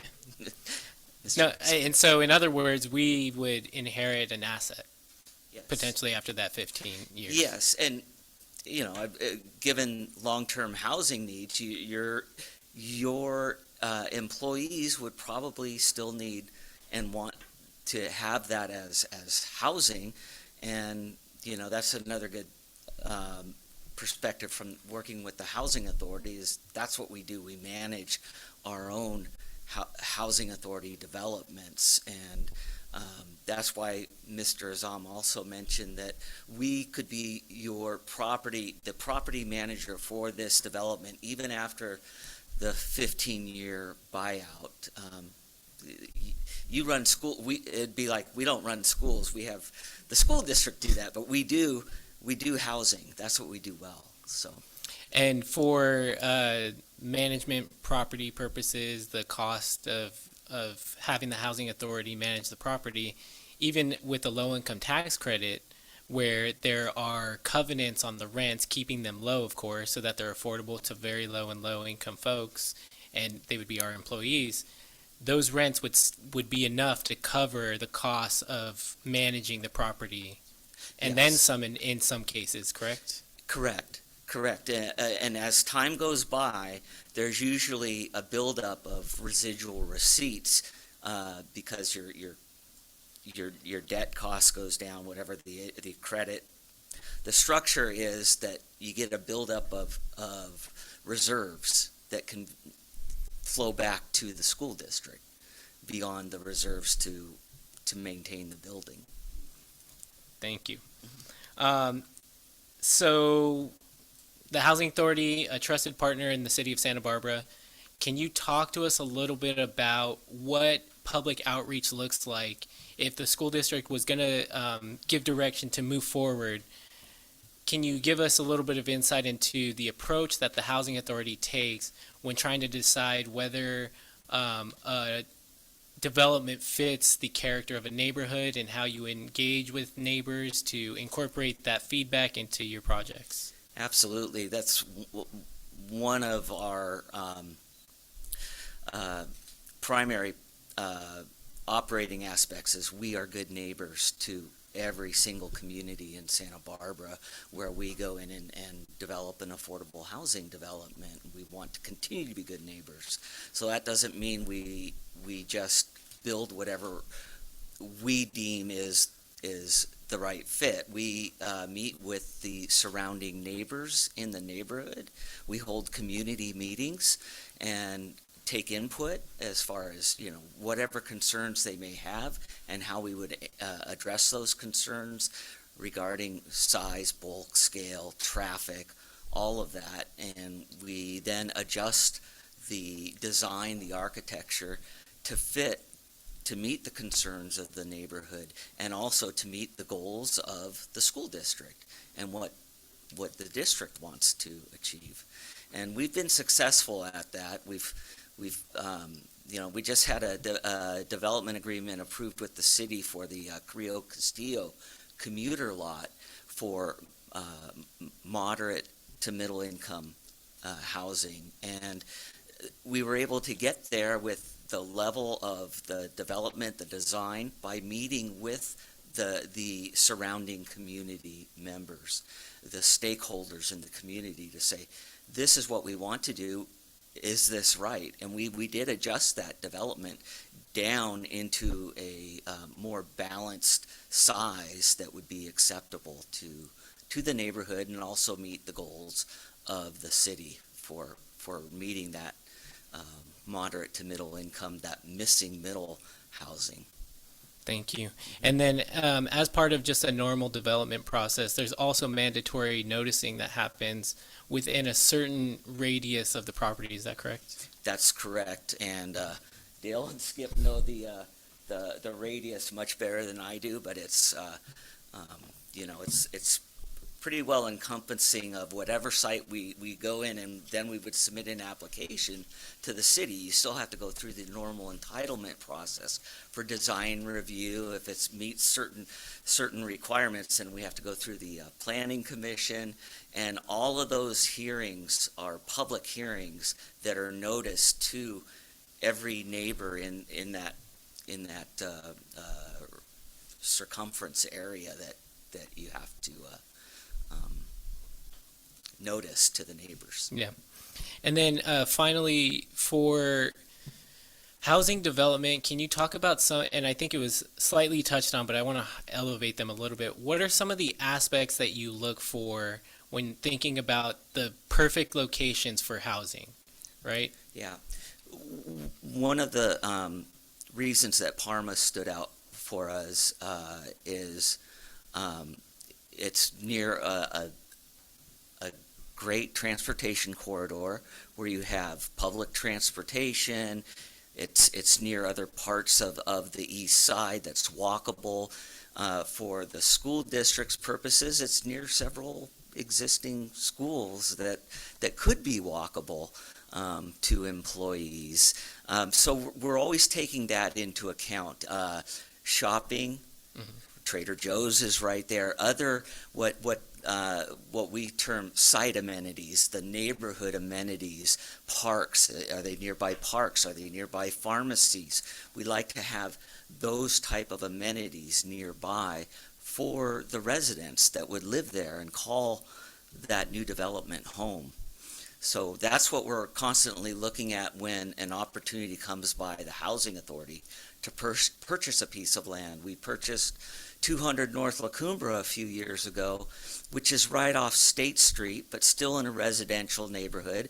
But it's residential in terms of it's surrounded by multifamily, so it's a good fit for going a little bit higher density, and it's a good fit for family affordable family housing. So that's what we're planning on that site. So we're always taking into account, what is it near? Is it near transportation corridors? Is it near shopping? Is it near entertainment? All the things that you and I, as a resident, would want to live near for convenience, for livability. And so if I'm hearing you correctly, Parma school site, one of the benefits is that it ticks many, if not all, of those boxes. It does. Okay. Yeah. Madam Chair, Madam President, rather. Those are all my questions. I'm going to save my comments for later after I hear some more questions. Okay. Ms. Munoz. Also, just so in transparency, Ms. Munoz is part of the is a housing commissioner, so we'll be recusing from any discussion and or questions for this. Ms. Alvarez. Thank you. Thank you for your presentation. And I'm happy to be here today. We stand on the shoulders of those who came before us, those who had the foresight to get Parma and be part of the district. So I want to make sure I acknowledge that, and previous boards who discussed this as well. When one of the reasons that Parma is vacant is that, if I recall correctly, is because there's so many structural issues that we couldn't use it for district usage, because the Department of State Architects would require it would be cheaper to demolish it and rebuild. Yes. So that's a plus, that we're able to use it for something different, which would be the crisis that we are facing now, that is housing.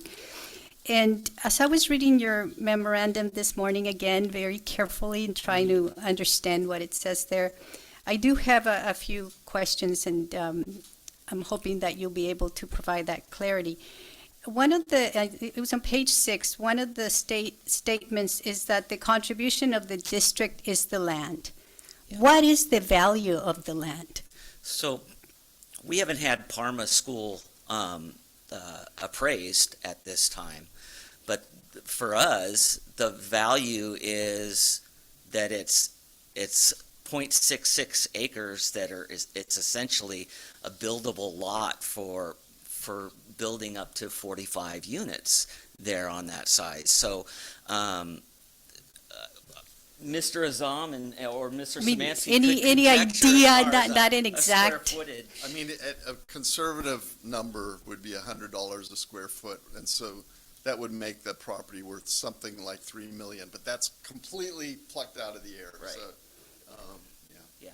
But again, you're giving up the use of the property for that particular use, but you're retaining the ownership of the land through this development that we would be proposing, and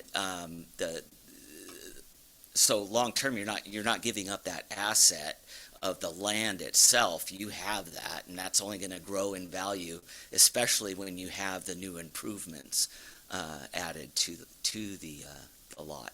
Right. So with the housing crisis and the price of real estate, I'm surprised that it would be around $3 million. I thought for sure it'd be more than that.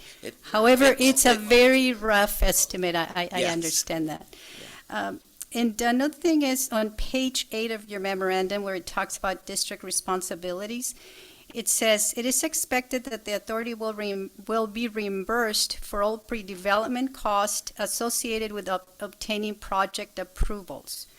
Do you have any rough idea? Are we talking about hundreds of thousands of dollars? And I would assume this would only happen if for some reason the deal fell through. Is that correct? Correct. It would only happen if we move down several months and years and expend dollars on pre-development, on the studies that Mr. Azam mentioned. And then your board then decided, we're switching direction. We want to have a school there instead of housing, and we've already expended the funds. We would expect reimbursement of the funds that we expended for reports and whatnot. You would get those reports, but we wouldn't want that to happen. I don't think the board would want that to happen, and we would expect the development to move forward as we've discussed. And if it does, we will still get reimbursed for our pre-development through the tax credits. The tax credit investor, the big banks and insurance companies that purchase those credits, part of that purchase is the reimbursement of those upfront costs as well. So it's not if we move forward, the school district isn't responsible for reimbursing those pre-development costs. It's the project itself through the low-income housing tax credit program. I'm glad you clarified that because it said under district responsibilities and then it had that. So Right. Thank you for clarifying that. Then the other question is, it's twofold. One is, you mentioned that you suspect that this project is a good candidate for the teacher housing funding. How will we know if in fact we get the funding? How long does that process take? Well, we normally don't apply for the tax credit funding until we get our entitlements from the city through the design review process, the community input, all of that. After we receive the entitlements is when we apply for the tax credits from the state. So the entitlement process can take, hopefully not too long, but usually 2 years? Usually it's about 2 years, and then at that point we would apply for a round of tax credits. That usually takes another 6 months until you've successfully have been awarded those credits. Looking at the development and who we're serving, where it is located with those amenities that I mentioned, it's a very good candidate under the tax credit rules for receiving the award of low-income housing tax credits. The problem is there is so much demand for those tax credits that there's throughout the state, and even in our own region, there can be 4 other developments in the central coastal region that are applying for those credits at the same time, and they can only afford to award one or two projects per round. So we might have to wait then another 6 months for the next round of applications. So, yeah, entitlement period, about 2 years, and then tax credit application, another 6 months. So 2.5 years, we would know if we were able to get that funding and then begin construction. And what happens if we're not able to do that? If they say, then what happens in those 2.5 years? We keep waiting, we stand in line, or what happens? I would expect us to wait. On our own developments, we've had to apply sometimes 3 different funding rounds for those tax credits. So it may take 3 bites at the apple until we get the credits from the state for the funding. So it may take that long, just so the board is aware. But we wouldn't give up on the tax credit funding because that is the main source of affordable housing funding. And what happens after the 15 years? Board Member Escobedo touched on that. Are there any possible liabilities that the district may inherit after the 15 years? You know, I can't think of any liabilities other than you would own the land, and then you have the opportunity to purchase the improvements for a very low price, as Mr. Azam mentioned. So you would have the improvements. There's always risk with just owning a piece of land and owning improvements as well, but that's what insurance is for as well. And then you would have whoever you want to manage that, whether it's the housing authority or whoever else is the manager, you ensure that they're carrying their insurance to mitigate risk as well. Have you done this type of programs with other school districts, and if so, who are they?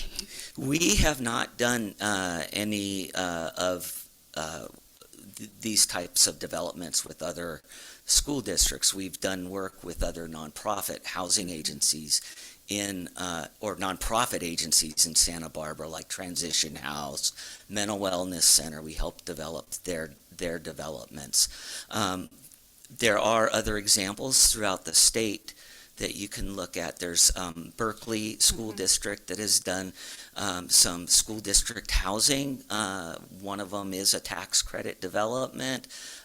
There's Santa Clara has done 3 developments, and Los Angeles School District has done a few as well.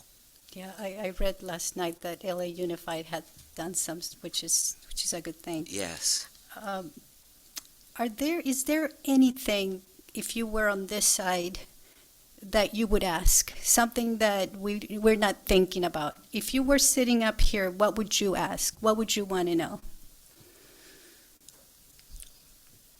Well, if you don't know the housing authority, I would want to know who are these guys? Who's the housing authority, and what did they stand for, and why are you even in front of us, housing authority, working with us? And my answer to that is that we are a mission-driven organization. As we're a public agency, but we're very mission-driven. We don't operate like a typical public agency. That we look towards helping our community.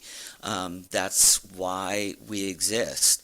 To provide affordable housing opportunities for people who live or work in this community. And we want the community of Santa Barbara to be a vital community where people can thrive and their families can thrive. That's all that's in it for us. We could sit back and say, yeah, we have 1,500 units that we've developed on our own account.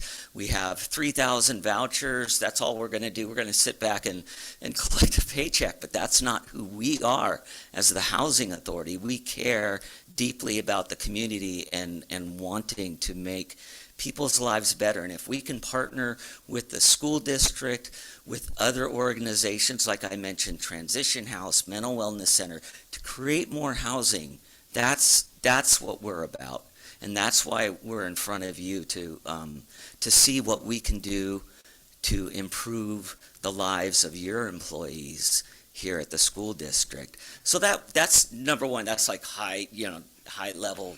Who are these guys and what do they do? You can go to our website and check us out, and we're a high performing housing authority. We're nationally recognized as a very good housing authority. I don't want to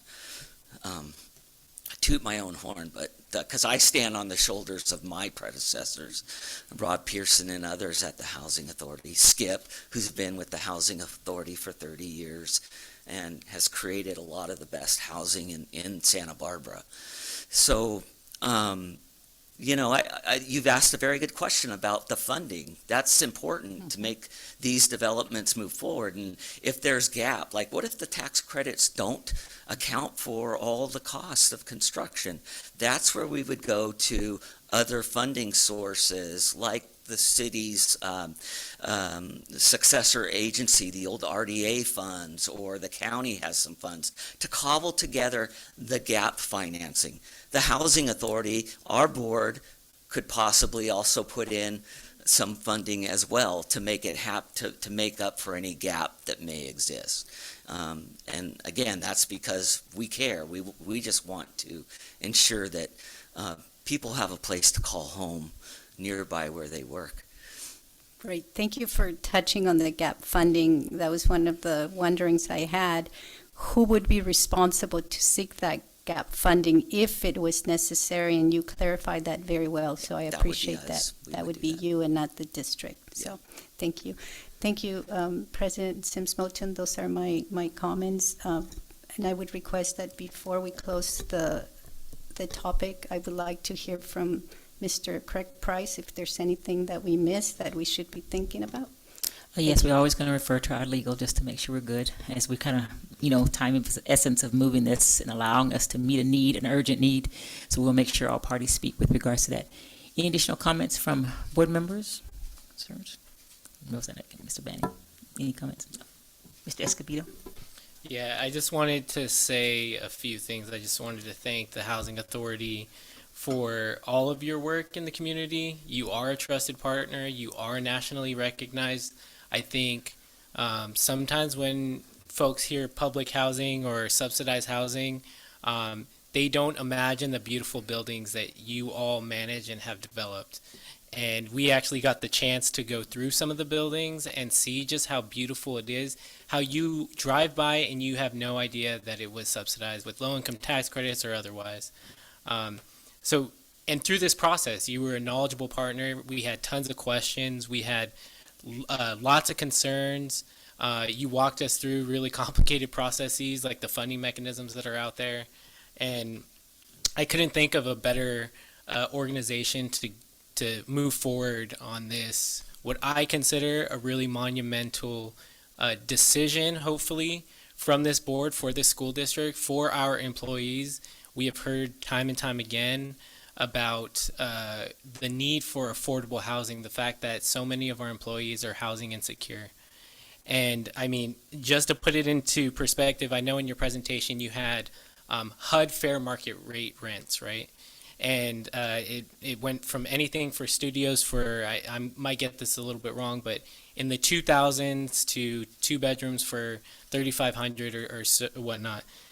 Market rate rents in Santa Barbara, so there is one particular development in 2020, just outside of the downtown corridor, a 629 square foot studio, and this is when it first opened. This is the Casa Anatega building on Anatega and Ortega.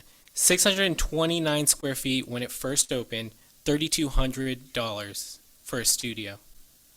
For a 2-bedroom, 2-bath, 1,100 square feet, more than $5,000. And so when we're talking about making sure that our teachers and our staff can afford to live here, that we want to make sure that when they're in our classrooms, when they're at our schools, that they are fully present. And a big portion of that is making sure that they can afford to live here, that they're not worrying about how they're going to pay the bills, how they're going to put food on the table. And one big way that we can do that is by using our school district properties to provide truly affordable, safe housing for our employees. And I couldn't be more proud of the courage that it takes, because it is a scary thing for a school district to move forward with. It's not the first thing that comes to mind for a school district. We manage schools, like you said. Housing can be a little bit scary, but with state law, with funding mechanisms that are out there, I mean, we have the Affordable Housing Trust Fund that's being developed right now. That's a potential gap funding source. This just makes all the sense in the world, and I encourage us to continue to search out really creative ways to meet the need of our employees so that they can live where they work, close to where they work, and when they're in our schools and in our classrooms, that they can be fully present. And when appropriate, I would love to make a motion to give direction to move forward with the next phase of Parma School, and also looking at other sites, continuing looking at our school sites for other opportunities to do the same. Thank you. Mr. Benning. I just really appreciate your presentation, the opportunity to learn about these possibilities for us, and I too look forward to moving forward with this. Thank you for the expertise that you bring, and thanks to the district and our board members for pushing on this critical issue. Thank you. Thank you. And I'll just conclude my comments. Just thinking about all of the comments that's been said here, just echo those, agree with those. And, you know, we have these properties because we anticipated enrollment, right? And increasing enrollment. And so that's not the case. The need has changed. And the fact that we're now, through reimagining what we need to do, we can reimagine the property to meet the need of today. What we were anticipating years ago when the property was purchased, now coming full circle about meeting that need. And then secondly, in the sense that it allows us as a district to really hear and acknowledge and affirm what our folks are asking for and needing. And we know that we can't do this alone. And to have this great partnerships to start and see the fruits of that labor. I had the fortune to be sitting on this committee to be able to learn a lot of things. And you guys were saying something, well, what does that mean exactly? So, as we talk about public, to really make sure the public understands what this means, how we're doing it, and all those things that we take for granted of language that we just use where we are, right? I think that's a really important piece to make sure that we're not talking above just to get something through, but really meeting folks where they are and to really be informed and to make sure they can take ownership into this process as well. And the fact that I think you mentioned earlier, you do housing. That's not what we do, right? And the fact that it's also to manage those properties. So you doing what you do, and we're doing best what we can do. We can't ask for more, but we need to continue to reimagine and take leadership on this. And this board has done a lot of leadership things that has not been easy to do.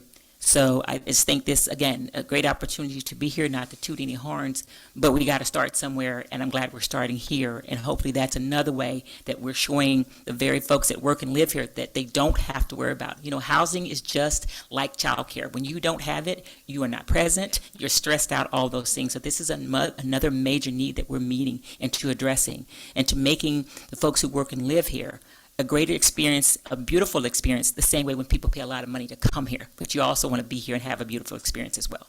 So I appreciate what we're doing and going forward. So I know we've kind of given some direction as we want to go forward with that, but at the request of Craig, is there anything legally we need to do with regards to our next steps?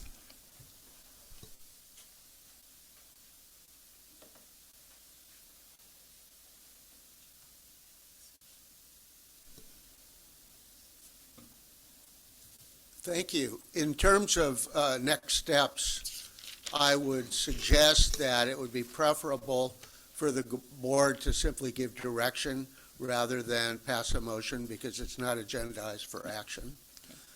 And from the materials that have been presented, I understand that the next step is going to be focused on the Parma property, and it would have the district move forward to develop an appropriate agreement. That's where a lot of due diligence starts on our part. Even though we're working with a highly responsible partner, we want to ensure that there aren't any what I'll call contingent unanticipated liabilities on the part of the district. There are a number of issues to be worked out that we at the district are unfamiliar with. And as you've heard, the Housing Authority, too, has never done an arrangement like this with the school district. These arrangements are relatively new, and it wasn't until we began to meet this spring that at least I realized that it might be possible to do this kind of a deal without having to have the district put in substantial capital. The Union City School District up north, they had a GO bond in order for them to proceed. Berkeley Unified obtained very substantial funding from the city of Berkeley.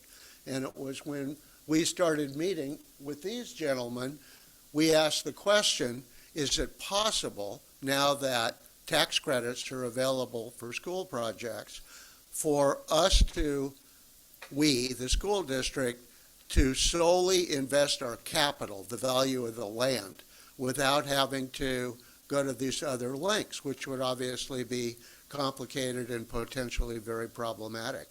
And you've heard their response. Yes, they've come back.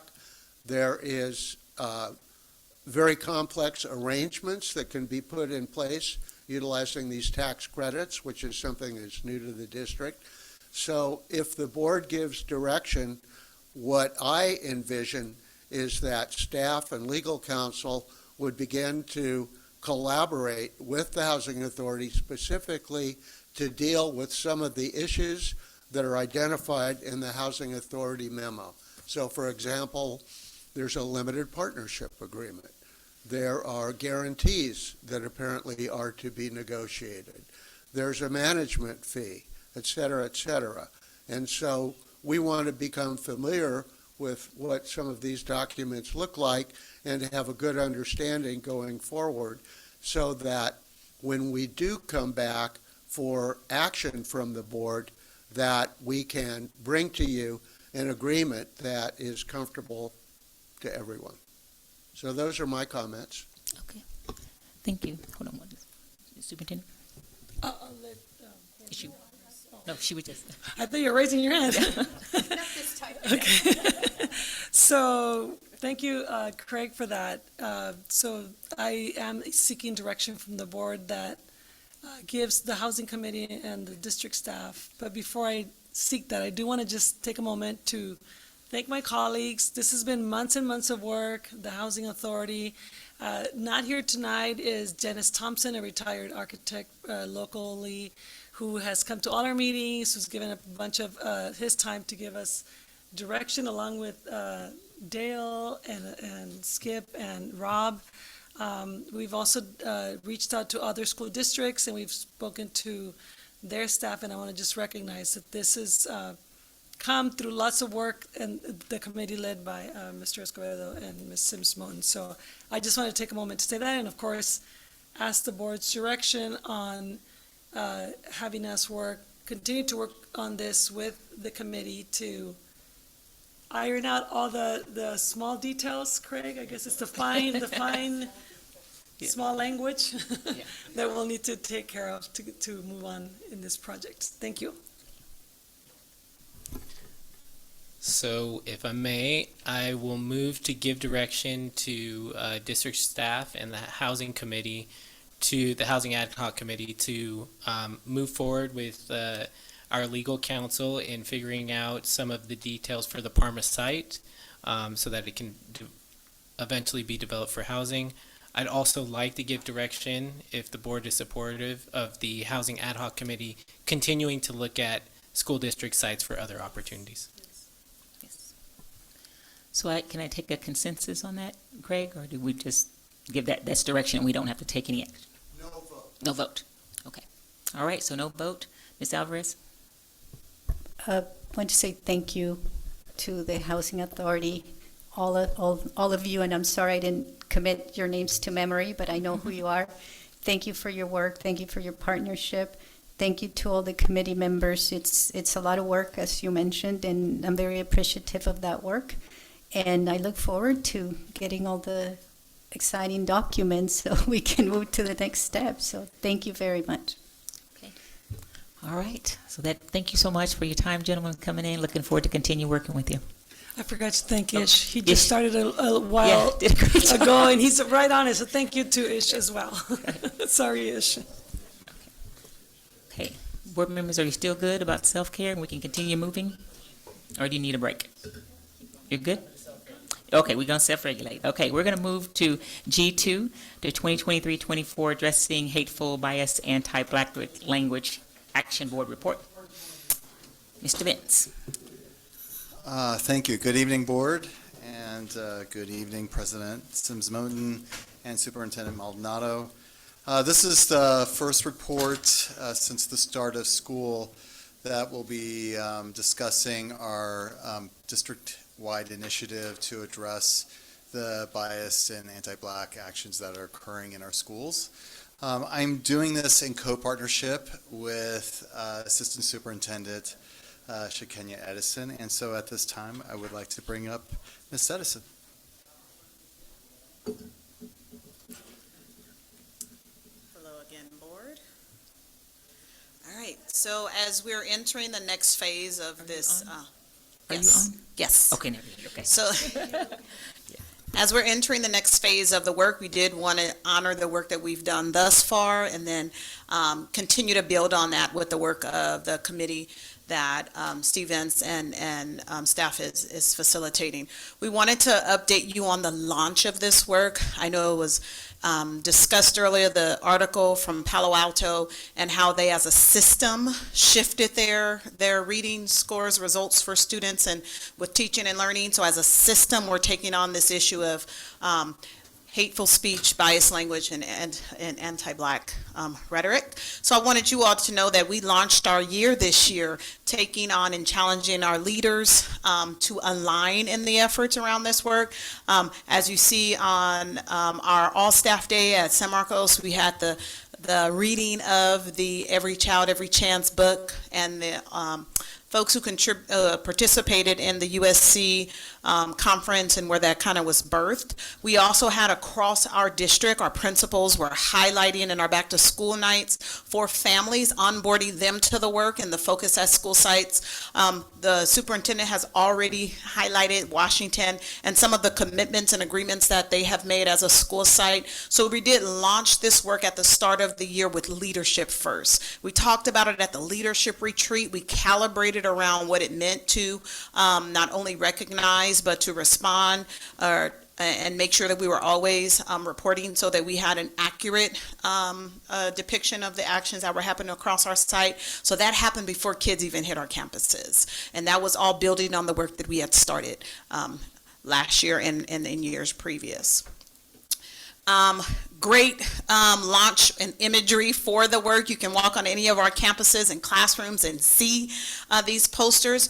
Yes, they are just a sheet of paper, but it's the actions that they kind of remind folks constantly about. And it also put at the fingertips of all of our students, staff, and family members the ability to report. As you recall, one of the concerns from the Combating Anti-Work group, as well as for you all, was the administrators were the only ones reporting, which means they had to know about it. So now we have this QR code throughout the district office, as well as all of our sites, where we have calibrated across the district that any and all folks can report if we hear hateful bias and anti-Black language.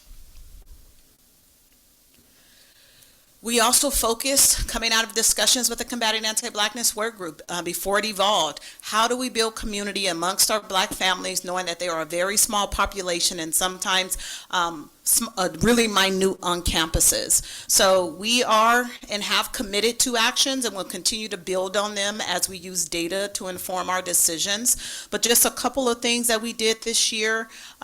We are excited that we launched our first Black Family Cookout. It was a great opportunity, but it was building on the weekend before, where we also, Gateway put on an event for the whole county that we was present at and invited our families to as well. So our families had 2 back-to-back weekends where they got to see each other, build community, learn about the history in Santa Barbara that is often not shared, the Black history locally. So that was exciting to see our families come out and engage with one another. We have partnered with one of our community partners to support our BSUs. One of the things we heard is that there's BSUs on our campuses, but how do we engage them to the broader community, particularly Greek life at the universities, and or exposing them to historically Black colleges, and how do we bring them together, because there's so few of them, to have a unified BSU across the district. So we're excited that that work is beginning. We also participated last year in the Black Grad, and the planning for that is already happening for this coming up year through partnership and the leadership of Dr. Sheffield and SBCC.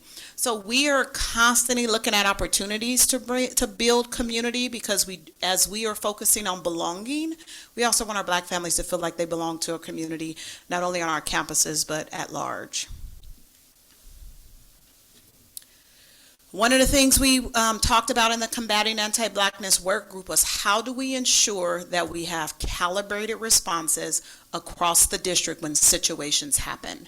And how do we support the adults in our system who may not be comfortable having conversations, but ensure that, one, teaching is still happening, right? We're teaching the expected behaviors, as well as giving an opportunity for self-accountability.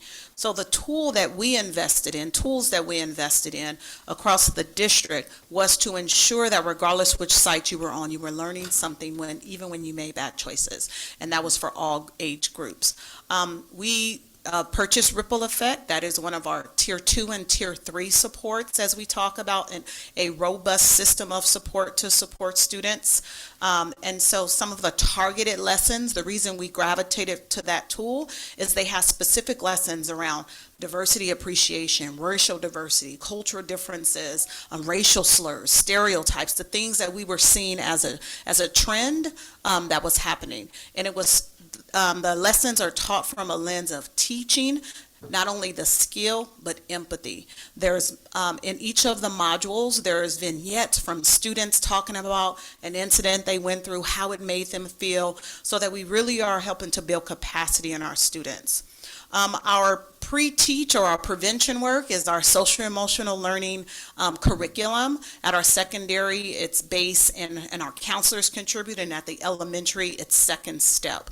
So we really are teaching social awareness, which really focuses on empathy for differences, celebration of cultures, and many different cultures. So we are, as a system, responding to the prevention and intervention for racial incidents. We piloted the Ripple Effects for Adults, which is the ally for educators, because staff can now log in, and we have a free for now sample, and we'll be having a conversation about what is the uses and the experience for adults, and go a little bit deeper in talking about race. Right, those are modules. As you remember, last year we launched through HR the modules about anti-bias and the like lessons, and we're continuously building on that. We're looking at tools that can be sustained, and it's not about, I had to start at a particular time in our district, but how do we onboard people with these learnings before they hit a campus, a classroom, or a department? So this is just a brief update of the work that's been done to date, and is I guess the launching point for now the committee to continue the work and take it to the next level. And I'm excited to see where the work goes now. Oh, sorry, did I skip back? Okay, there we go. Thank you. I'll let you move forward. As you remember, as an MTSS district, one of the things that matters most to us is that we use data to guide decisions. We used to take the CHIC survey, which surveyed samples of grades, right? Fifth, 5th, 8th, 9th, and possibly 11th. Now we're servicing all grades 3 through 12. We're also given an opportunity for family and staff to share their experiences so that we can calibrate that data. The window is a 3-week window, so we can monitor progress. I was logging in right now before I came up here just to see what our participation rate was. So the goal is that we reach at least 80% of our students that are in grades 3 through 12 so that they can share their own experiences. You can see on this board, although small, some of the questions are just basic questions that we always ask with the LCAP through CHICS, which is about school climate, relationships with the adults on campus, sense of belonging, engagement, school safety. We're wanting to make sure that when we select either a partnership, a contract, or a tool, that we have data to measure a better off metric. So it means the experiences of students, staff, or families are better off because we've invested in this tool, and we're going to be doing the survey twice. Instead of waiting for an entire year to take it again to try and move results in our district, we're going to be progress monitoring the climate culture work twice. So we'll be doing it again in the spring. So when admin and us in departments get our data, we have real times to be able to pivot and impact the experiences of students, families, and staff for second semester. So it is a tool also. When we invest in a tool, we want the adults to have less work to do because of the tool. So the reports also are they're able to drill down to the student level as well as identify strategies immediately to impact that data point. So this is a robust tool for our staff. So again, using data to guide decisions. Thank you.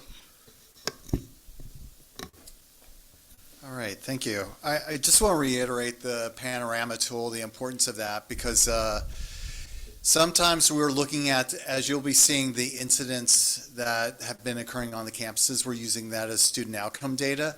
But what is really exciting about using Panorama specifically, first off, it's not just like the CHICS where we do it one time and that's it for the year. We really need to see multiple times. The second thing I would say is that we get to see the positive impacts of what we're doing with our students. So that's the other thing I would like to just reiterate. Some of the things that we've been doing specifically as we started this school year was, again, we'd had a leadership meeting at the beginning, way before the school year at the end of July, where we actually trained our leadership on the module, delivering that module to address specifically the 3 R's, the recognizing, responding, and reporting. And you've been hearing us discuss this in particular. Basically, in short, we had until September 30th to train all staff on our school sites to make sure they knew how to address any racial, hateful, anti-Black incidents that they would see on campuses. And they would actually have the tools to respond to it. So as you can see, the trajectory for this year in terms of training and then delivering instruction, the next phase that we'll be going to will be actually strengthening the ability of staff to actually address the nuance that they're going to be facing in their schools. One of the things that we've learned in particular from staff and from actually leaders as well is that they're saying, we would like more training on how to address specific incidents. We've started the work. They're starting to think about how they're going to address incidents that are occurring. But as you know, there's a lot of nuance in this, and it's very important to make sure that our staff have a strong foothold and a lot of practice in order to support our students. The second thing in particular is that we need to start educating our kids and empowering them. So that's the next step as we work on rolling out module 2. Module 2, thank you. One of the things that we want to do is provide lessons that are grade appropriate and making sure that we are, at the district office, we're not the ones delivering the lessons themselves. So we're focusing on a trainer of trainer model in order to do this. That means that we are we've asked our principals and to select staff members who would be the person to help roll this out. So we do this in partnership with multiple leaderships at the school sites.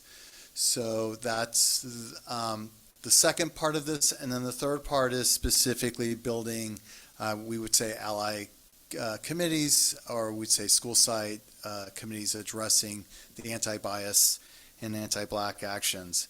So we start building it from not only top down, but bottom up. A couple things to be reminded of: we'll always be looking at implementation and student outcomes data.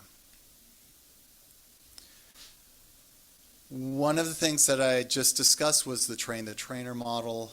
We will be working on that with staff and delivering that with our students. Our curriculum, we're taking curriculum from resources that was provided to us by Insight. So you'll see Learning for Justice curriculum, Defamation League. They have resources, and including other resources as such. As you see, the lessons will include those specific for bullets, really making sure that the teacher in the classroom is going through this information and continuing to build the capacity among students.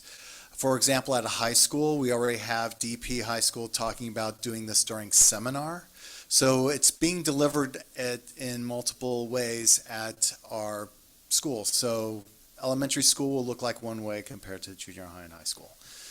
The other thing, too, is one of the things that we envisioned with the third part, which is building that anti-bias school site team, is really creating something that's like a structure similar to MLAC and DEMLAC, meaning that we have for example, our EL committee at schools that are doing that work of supporting our EML students in the school, as well as having something at the district level, which would be DEMLAC. What we viewed as actually the oversight committee is going to be similar to the DEMLAC, but really the ELAC version or MLAC version would be the school site teams working on this.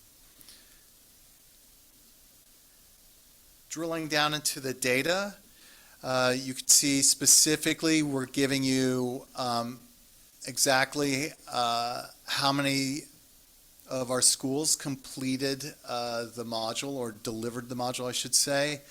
So as you can see, 7 of our 16 schools delivered 100% of that module. Just to make sure you're clear, the module itself, Module 1, was actually carved out in 2 parts. And the first part was to actually, it's the introduction of the module. We know that many of our teachers, they didn't receive the information that came out of Insight. And what was crucial was to educate them about the why. And we've been hearing from our leaders when they've delivered this is that the teachers appreciate understanding the why as they go in. So that was crucial. And then giving them the additional resources to start thinking about how to address racial incidents, how to respond to it, and what it means to report. The second part of the module specifically is about actually, I think, I would say that the crux of that second part is really the role-playing process. Actually putting each other into that position of thinking about how you would respond to various incidents. So as a starting point with this. As you can see, we had, going back to the data that we got last week from our principals, basically we have 2 schools that provided 50 to 69% of the modules, or excuse me, of Module 1, and they actually stated that they were delivering the rest of it to classified staff, so that's where they were headed before September 30th. And then the last one, with the one school, was building upon what they had started last year which was actually very something similar to creating an interruption tool, which is teaching for tolerance. It had similar tools that we had with the 3 Rs, and at the same time, they are delivering this to their staff this week and making sure that it's in place. And this is one of the things that we want to continue to follow all of our leadership to make sure that it is rolling out onto all of our campuses in a meaningful way. Going to the next slide here. Some of the things that we've learned from the comments that we've received from staff, or from, as well as the leaders, basically they're feeling like they're empowered in a way because this is, they're finally seeing a systemic approach to address this long-term concern. That was something that really popped out with all the comments that we read through. The other thing is the staff really asking for, again, additional ways to handle situations, so continuing to practice that and deepening that. And they also appreciate actually the how to really discuss and respond to specific incidents and actually having that conversation. So going to the next slide with our data regarding student outcomes. Out of 24 days starting since the beginning, the first day of school, we've had 30 reports. As you could see that we've had our teachers providing reports, as well as you see all the way down to district staff. One of the things that we're seeing within the reports is that, that again, it's something similar to what Kenya was saying, that we want everybody to report, not just the school administration, or not the teacher, or a staff member, or even a student just sending it to the administrator. We want them to be able to respond and then report what's going on. Out of these reports, you'll see that out of the actions that have occurred on campuses, 23 have been verbal, physical gesture 1, and then 6 were in writing. And then the other thing that I want to bring up in terms of what the difference between last year and this year, and one of the things that we heard from the oversight committee, they asked specifically, can you not only show us what's happening, we would like to have some transparency on what has been the district's response. That's what they were asking for and made it really clear. So we went through the responses with the help of Kenya and Ms. Pilhofer, and one of the things that we did was we broke them down into groupings. If you do the mathematics, you'll see that it does not add up to 30 because there are incidents that required multiple responses. So direct, as you see the first one, the direct conversation, you can have a direct conversation, then also contact the parent, have parent involvement, and so on. So as you can see through all of these various responses, you could see from something that would be a teacher responding to a student, a 3rd grade student, to it could be a high school student that could actually be elevated to a possible action that would be suspension. So.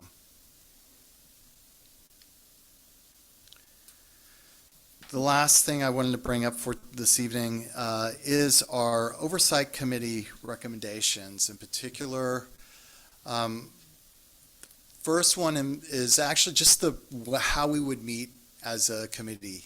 And so what they were asking for, they really would like to make sure that they get every piece of preparation at least a week before, if not more, so they can actually digest the information and come in and be ready to provide feedback to it. Another thing that came up from the meeting was they basically said, put us to work. So we're not here just to be on the sidelines, put us to work. We can help you with this.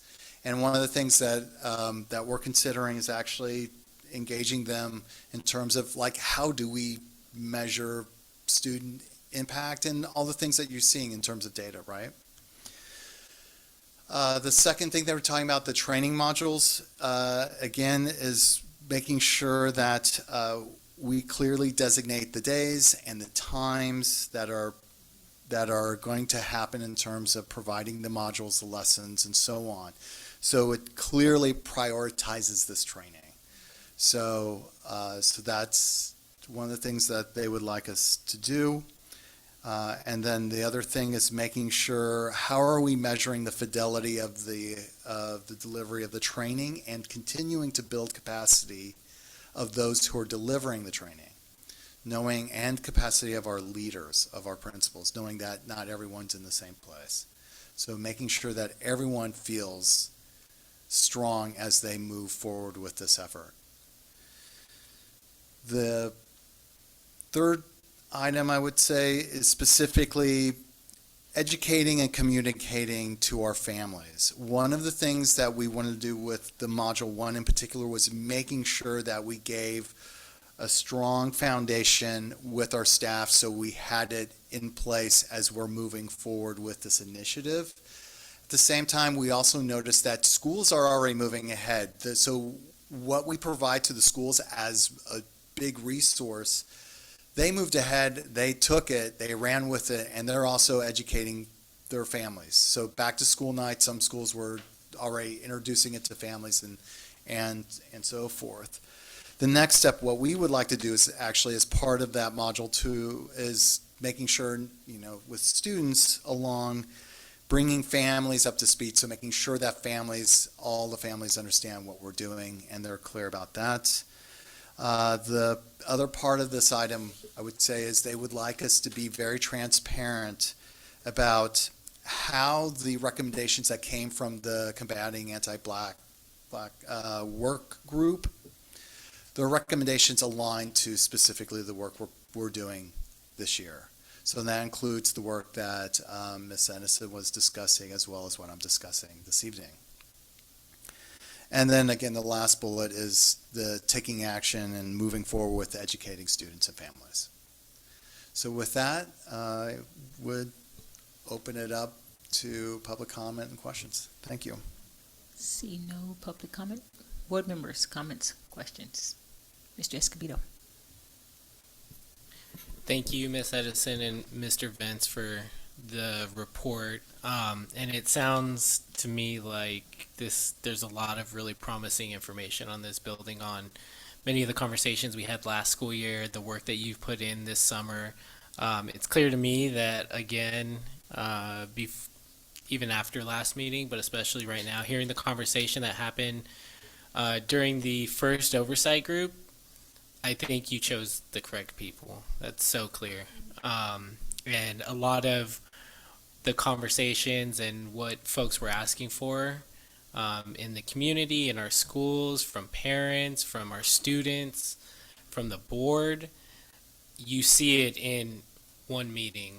It's already incorporated into that conversation, focusing on transparency. I really love the way that you broke out the response to incidents. That tells a larger portion of the story about, I think we heard during public comment quite a bit about what are you doing, right? We want a criteria for what you're doing. And a little bit of that conversation is it's not one size fits all. And so this tells a lot more of what are the many things that we're doing when things happen in our schools. I think, so that's just underscoring the fact that I'd like to see that as we move forward in future reports. One piece that I think I must have missed it. If you could go back to the, I think it's slide 9, and you were talking about, there's a graph, and it says, at this time, how many of your school staff understand the expectations of recognize, respond, and report? And it goes 1 to 10. and there's that one. Can you explain the bottom bar graph to me just a little bit so I'm interpreting it correctly? Yes, and thank you. I believe I did skip that. My apologies.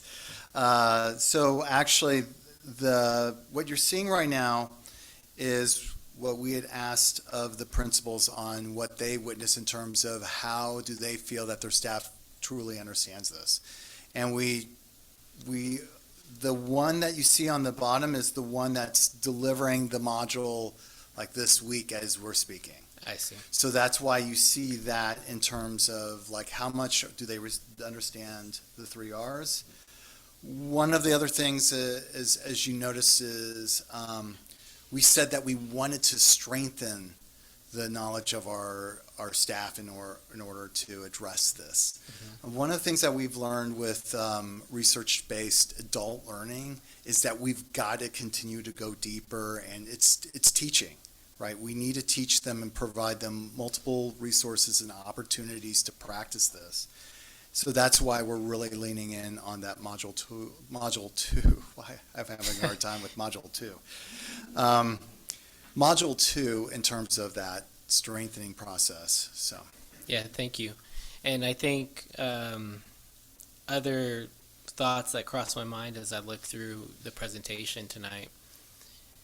It is really encouraging to see the diversity of folks in our schools that are reporting. It's obviously not a good thing that these incidents are happening, but it's really encouraging that you have everyone from obviously principals, but we have teachers, we have school staff, we have students themselves reporting. That's a really positive sign for me that says that, yeah, the word is getting out. That we also made it a whole lot easier for people to report, I think, is a big deal. And obviously following the lead of the Oversight Committee to make sure that we continue to find easier ways for folks to report. I think there's a lot of encouraging stuff here, and still a lot more work to do. I think for me, just some wonderings or things that I would like to see is more about ripple effects personally offline.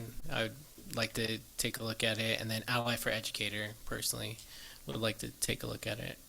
But great work. Thank you so much. Additional comments, questions? Ms. Alvarez? Number one, thank you. Thank you both for all your work and putting this together. Very, very comprehensive. Appreciate that. And I don't know if I missed this, and I don't know the exact name, but the partnership with UCSB, and I believe we have, is it a school psychologist at San Marcos and another school? How is that going? Do you have any input on that? And I forgot the name. Healing Spaces. Healing Spaces, there Yes. you go. So we met in the summer to see if there was a way for us to come in and kind of eliminate a barrier.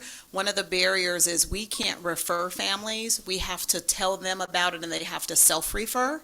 And so what we did is just share the link out with admin so that if there is a family, they just say, hey, here's the link. If you want to fill it out right now, we can help you. But that is their requirement.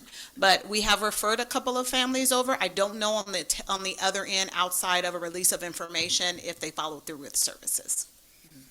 Thank you. I wanted to make sure I didn't miss that in the partnerships here, and I couldn't remember, so thank you. Yes. And I did get the reminder about the module, so thank you. That's working, and I'm glad that's part of our system, so I appreciate that. Thank you. Additional comments from the board? Anastasia? I'm just curious, do you know like what specific actions like the modules like tell teachers to take if they hear like a slur or something, just like on a student side, like know like how like teachers would respond?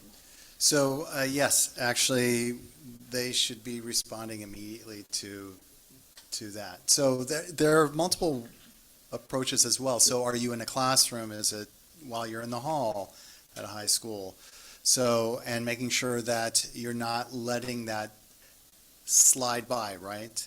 So the most important thing is actually confronting that situation and talking to the student about using that type of word or that whatever language it was. And then from that point on, depending on what happened, depending on the language, depending on these various things, then whether it would be brought to an administrator or if they could just, they work with the student themselves, or if it happened in the class, maybe that would also be a perfect time to bring it up as a lesson in terms of how to address why it's inappropriate and so on. So. Mr. Bannon? I want to go back to the how much of the module was delivered and those percentages on that screen. On a previous slide on the implementation plan, that launching is expected completion September 30th. Is this graph expected to be entirely blue by September 30th? Is there an expectation or a goal that 100% of all schools have implemented this by a particular time? And the expectation was that they were supposed to deliver the entire thing. okay, So that we're still in that window. right. Okay. Right.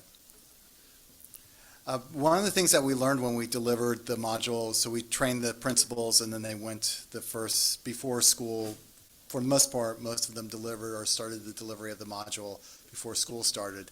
And they realized that it was actually a big chunk of time to deliver it. We actually had the module as one sitting. So, and then realized that's not working because it required, 90 minutes. time, Yeah, right, to deliver both sections. So, yeah. Ms. Munoz? Yes, just wanted to express my appreciation also for the presentation and the detail in it. As Mr. Escobedo said, also the variety of reports that were made, so that also students and staff at different levels can feel comfortable that they are able to, to go ahead and report, and that we have more of an awareness, more of a proactive approach. I also like that, the breakdown of the response to the incidents, and that, to have that on an ongoing basis is very helpful. The multi-tiered kind of like the parental approach, the parental involvement, restorative action conference, referral to a counselor, all of that was very helpful. And informative. Well, thank you. Yes, thank you, Ms. Edison and Mr. Vince. Thank you for this report. And I was just thinking, I agree with the comments of my colleagues here. I was just thinking about, we've been in this system for a long time, right? It was on the report, systemic racism. And I think once you call something out, it's a mind shift, right? And whether someone stays stuck in where they are, it's like for me, I was like, when you buy a car, you're like, I've never seen that car before. And then all of a sudden you buy that car, it's in your view, right? So when we were, through the report, talked about systemic racism, it started all sorts of things going and recognizing. But just because you recognize it doesn't mean you know what to do and how to do it. So it takes time to do that. And I know that we talk about we have work to do, but it's practice. It's not work, it's what we do, right? We practice to make things better. So all of these things are here, and I appreciate that it takes time to shift something to really turn it. It may happen slower than folks want to see it, and it may feel like we're not doing anything, but it's really those little movements are huge. And so I just want to, I want to acknowledge those small movements, even if it's you change your mind and think, yeah, I have to own part of this. So those are huge things for us to think about. So I want to appreciate all the work groups that they're doing, the work that you guys are putting in, and the teachers and everybody doing their part to make this a different experience. Because sometimes if you see a black student doing that and you have a different, you're feeling bad, but you don't know what to do.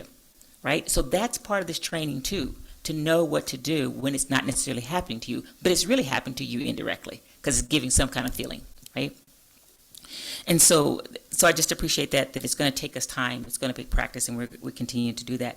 And then I think the more that we look at that, then we have an expectation of change. It's like sometimes when your mother gives you that look, you know better. Because if we start to integrate it and how we're doing, those expectations change. You might think it, but it's like, okay, I can't think that way. I can't do that way. So I think the more that we're integrating it in and the more practice that we're doing it every day, and it's not work, it's part of who we are and, determining who we are as a district and where we're trying to go. So even if, someone's not there telling you, you already know better. So you'll begin to change that. And the last question that I had was about, you mentioned that the staff is asking for more training. What type of training are they asking for? What more training? It's exactly what you're saying. It's just, how do I discuss so a couple things. One is like, how do I address this? I see this thing happen. How do I actually approach it? Just because we give one training or two trainings for this one module doesn't mean that it's resolved, right? Yeah. So we're going to have to give various scenarios, knowing that what happened, like I was saying, like I was talking about, like what happens when you're walking in the lunchroom or what happens in the hallway compared to being in the classroom. All of these variables that would be helpful for us to create scenarios to help teachers think through this, how they would approach it, and start to feel like they have the strength and the ability to just address it without giving it a second thought. We want it to be automated. Yeah. Right? Yeah. So that's where we're headed. Yeah, I was sitting in a football game the other night, and my youngsters, gotta love them, was using language. I'm like, okay, I know you see me sitting here, right? So I just kind of turned around and gave a look, and it kept on for a couple more times, but I kept turning around and like, okay. And then it was like, oops, so sorry. So I'm just saying that too. It doesn't have to be a trained something you have to do. It's you can just see that and just go, that's not okay. You got to change your language. You have so many more words that you can use. Just how we do that. Because it looks like, because I'm looking at this, a number of incidents are verbal. And people seem to think if I say that, it's no big deal. I haven't put physical harm to it. But yeah, I was sitting at the game. You better quit talking like that. It's not okay. Right? Without being disrespectful, it was an expectation that that's not okay. So with that being said, with a lot of the verbal, how do we address those verbals? Because when you just say it, these kids just say anything, and they say anything, right? But it's like that's their generation. But we still want to, look at how do we talk about respect. This is your language. So when we're talking about students, when you're in your peer-to-peer, ask that question. Why do you keep using that? What does that mean? To get that intentional. So that's where we start to ingrain of what we do. If it makes us uncomfortable, let's talk about it at that level. What's making you feel so good about saying that word? I said much nicer than I said it right now. It was more with the look. But I'm just saying that we, that's just part of what we do. It's not a work thing. It's like, this is what we're going to do. We're going to continue to practice till we get it right? So, I just, I had a coach in basketball. Heaven help us if we missed a free throw. He would lose his mind. He goes, it's a free throw. Nobody's bothering you. So I'm just saying, that language is not okay. Stop saying it. Stop saying it. Or, it'll make you stop and think consciously, I should not be saying it. So right. I just want to offer that, and that the fact that this is a system that we're slowly changing and that it takes time, and we need to respect that it does take time, because having been in this district, both a parent and community member, and now, as a board member, I've seen it, and now we're being very intentional about addressing it and not just assume it's just because, So I think the timing is right, and the folks, as you said, Doctor, yeah, I'm gonna make you a doctor, Ms. Jessica, you said the timing is right, and appreciate the folks that are on the oversight committee to be able to do that job. So thank you for a very comprehensive report. Really looking forward, as we all requested up here, continuing to look at that data and what we're doing with that data and helping us guide those decisions. But those actions can speak to you. Can give it a side eye and it'd be all right. So yeah. And again, thank you to the oversight committee for that first meeting. I mean, everything is moving quickly. So and I know that we're looking forward to meeting in person from that point on. So yes. Thank you. All right. Thank you. All right. Our next. Yeah, you guys doing self-regulation? Y'all good? We're trying to get us rolling on around. We're going to keep going. Okay. ELA. Ms. Alvarado.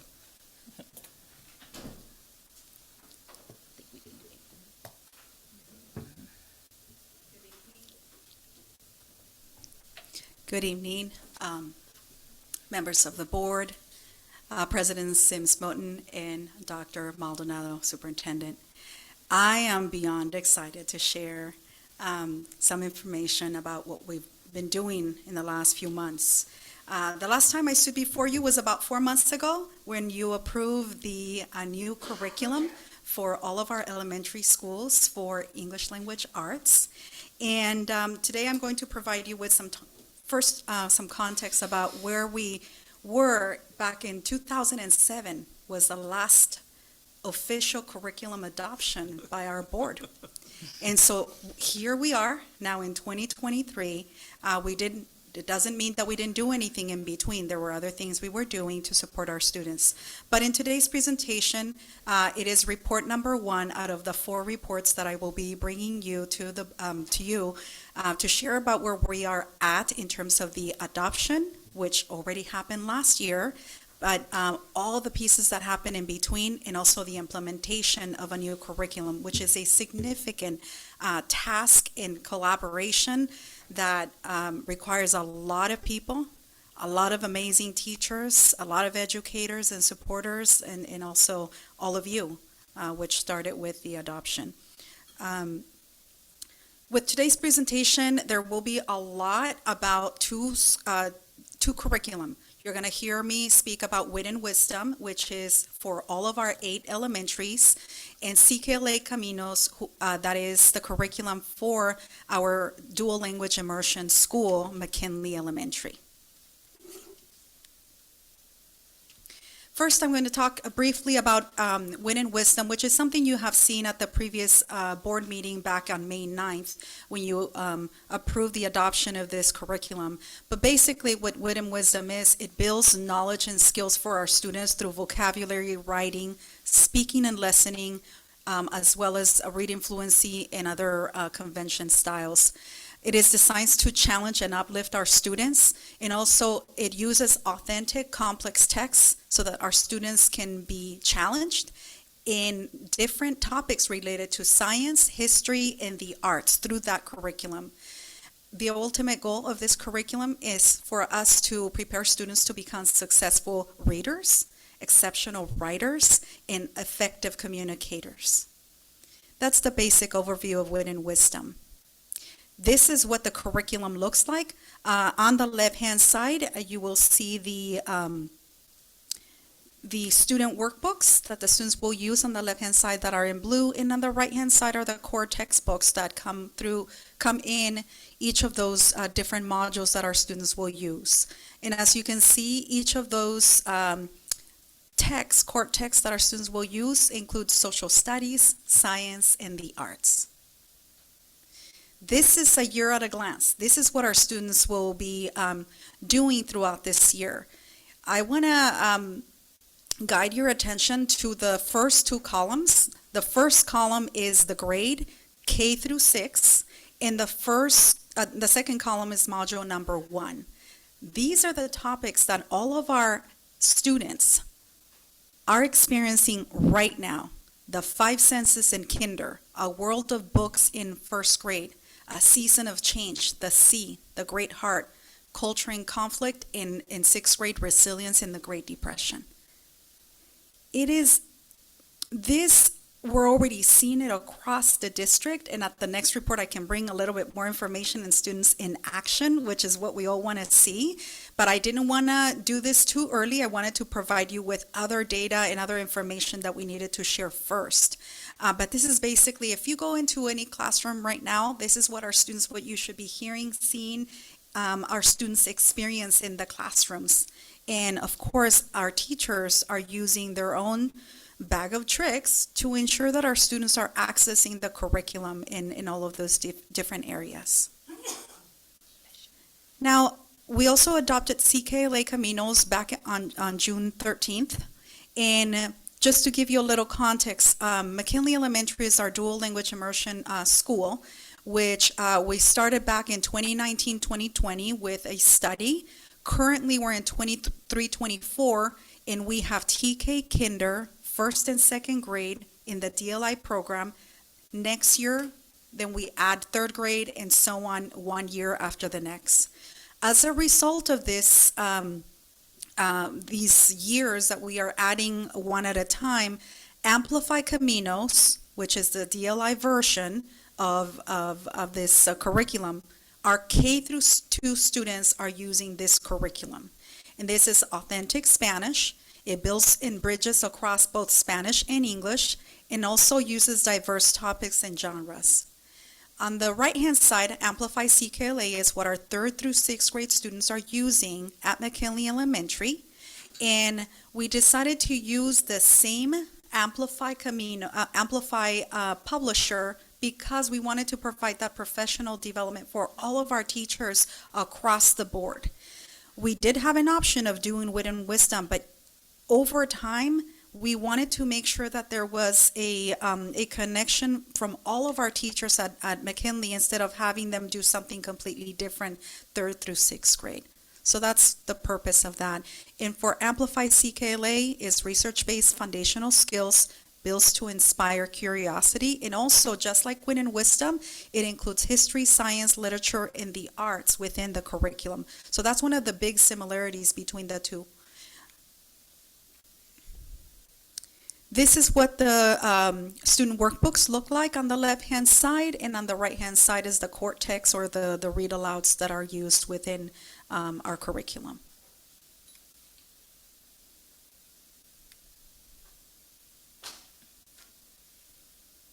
I think the battery's low on this. This is another year at a glance. So you can see this is broken down into more units, but it's very similar to Wit and Wisdom, and it's by grade level as well. And there are some similarities between, like I said, the Wit and Wisdom and CKLA curriculum as well. This is a little difficult to read on this screen, but this is what Caminos for the Spanish curriculum looks like for students. And the orange and the purple color shows the progression and the connection between grade levels of kinder, 1st, 2nd, and 3rd grade.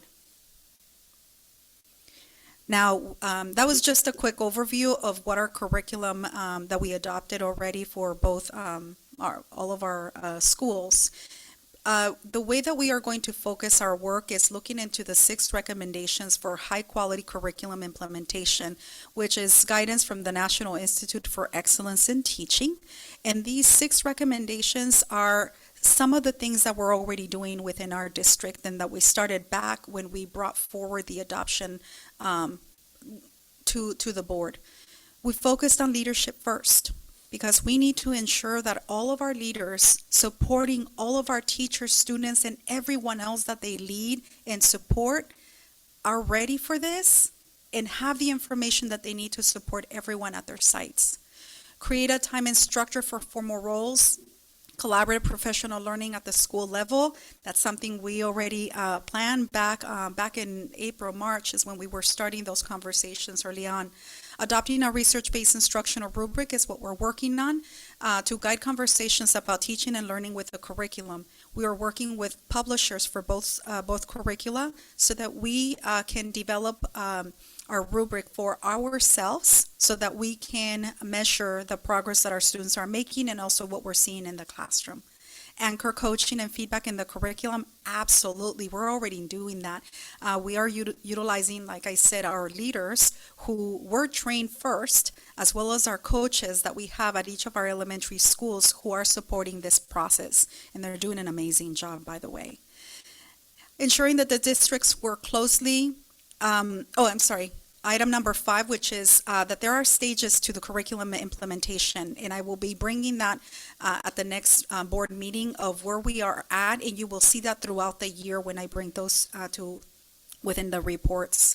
Ensuring that districts work closely with school leaders to plan for, communicate, and implement school-based professional learning. That is an ongoing work that we started already last year with all of our principals, our coaches, our instructional support specialists, as well as other districts who have already implemented, because we need to learn from others. We're not going to reinvent the wheel. We're going to learn from others' mistakes, other successes, and what they're currently doing. This is what a year looks like for professional learning for our teachers with Wit and Wisdom. In the summer, we launched for teachers. We also did a launch for the language and literacy coaches with planning protocol overview, and the sited administrators also received training. In the fall, the white area in the middle is also additional training that the teachers received, as well as other key members to support our students. And in the spring, the blue section is what our teachers, again, all of those different groups. I want to point out the support staff, because this is an area that I was surprised to hear from our support staff. These are our paraprofessionals who were also receiving just about 2 weeks ago, they received professional learning so that they also know what is happening in the classroom and how to support the students, how to support the teacher in the classroom. And you'll see a picture here in just a little bit about what that looked like for our professional learning. So this is Wit and Wisdom year 1. We have a 3-year plan, and we are adjusting as we go through this process and receive feedback from our teachers, from our administrators as well, and also the work that we see happening in the classrooms.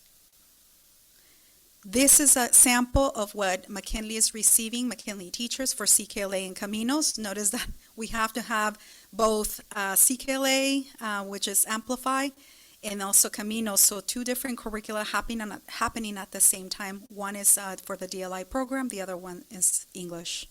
And we are, as a team, here at the district in the Ed Services Department, we are supporting McKinley with a specific focus because they are a DLI school, and Dr. Martinez, Tricia Polstra, and also Mr. York is helping in that process on top of what we receive from the publishers. So I would say that they are receiving an added layer because of the complexity of the curricula they are receiving this school year in the next few years.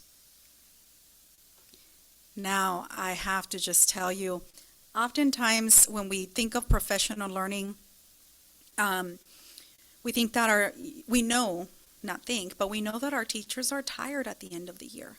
And when we started thinking about how are we going to get our teachers trained and receive the professional learning that they need before the school year starts. And I heard a lot of different ideas and comments of this is going to be very difficult, it's tough, there's not enough time, our teachers are tired. They are tired, but they are amazing, and they found the time. So I just want to share with you, back in, we have a total of TK6 teachers, classroom teachers, 156. And in the summer, 86% of our teachers received training. This is before the school year started. This is before their first day back that they needed to report back for the school year, 86%. I asked around, I've asked other districts, and this is not a very common thing. This is a significant number of teachers receiving that professional learning. So just to give you a little more information, June 13th, the first box is the early launch. So we gave teachers options, right? The more options we get, the more likely it is that we fulfill that goal of getting everyone trained. So early launch, 82 teachers attended. That was right a week after the school year ended. And then after August 8th, which is about a week before school started, 62 teachers attended that training. That's 33%. And then I didn't put a percentage for the third box because more than the last group of teachers, because other teachers were, or in other subs and other people were asking, can I get trained too? Which again, that's not something I've experienced before, but we were having a lot of people wanting to attend, and we're still training. The first picture at the bottom is the administrators who received training back in May of last year. The middle picture is the teachers. This is one of the cohorts or the groups back in on June 13th that received training. That was one of the groups. We had 2 groups. And then on classroom support staff, this just happened. So that group, the last picture is our paraprofessionals, our classified employees receiving training during the school day to ensure that they had an overview and enough information to support our students and our teachers. Now onto the data. We asked our teachers for the June and August, the ones that received that training, 83% of our teachers. We asked them, how would you rate this training at the end of both trainings in the summer? 83% of them rated the training a 4 or a 5. And what that means, 1 would be not informative and not useful. And a 5 would mean very informative and useful. That was the training. So 83% of the teachers rated this training a 4 or a 5. Then we asked our teachers, please rate from 1 to 5 the new materials. If the new materials are clear and easy to understand, 72% of our teachers, again, right after that training, felt that it was 72. This tells us that this is great to see that the majority of them felt that it was easy to understand, but we also need to look at the neutral, which is 25%.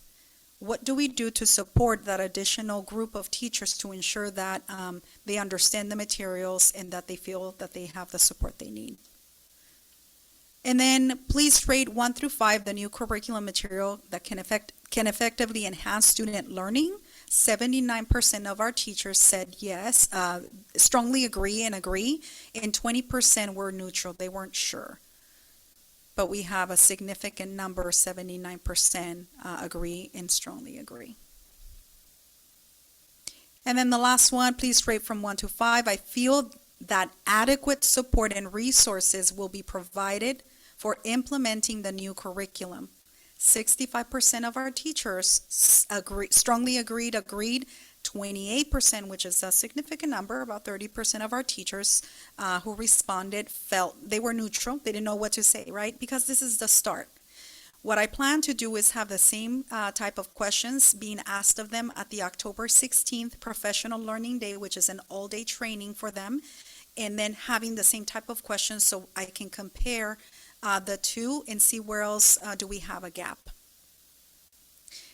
I also want to share, not only do we share numerical data, but we also share anecdotal data. And this is what the teachers' personal commitments were. These are some examples that I just want to read a couple to you.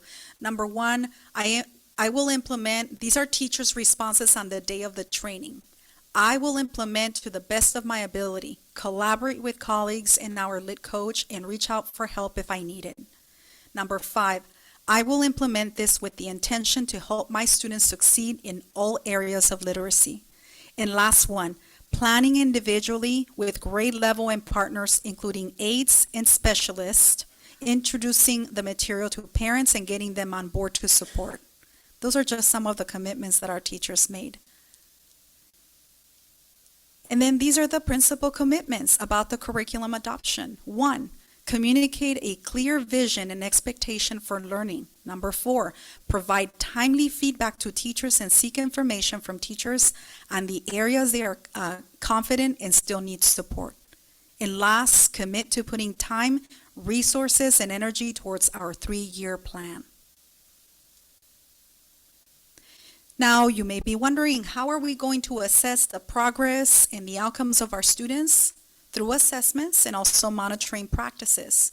Our assessments that will be used are the state assessments that we will receive that our students will take in May and also in the spring for the LPAC.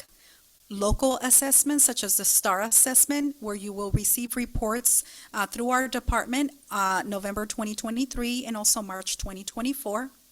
In monitoring practices, we will use professional learning communities. We will use data to adjust instructional practices. Learning walks, as Dr. Maldonado shared, we have Tuesday learning walks through our department, but we also have site administration who already do those learning walks.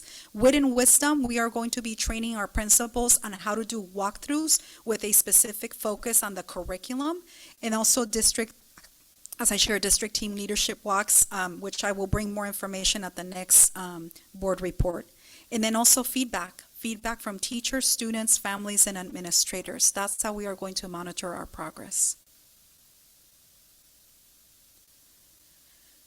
Family resources, we understand and know how important it is to collaborate and have a partnership with our families to ensure that our students are receiving the support that they need and that our parents also have what they need and the tools to support their students at home.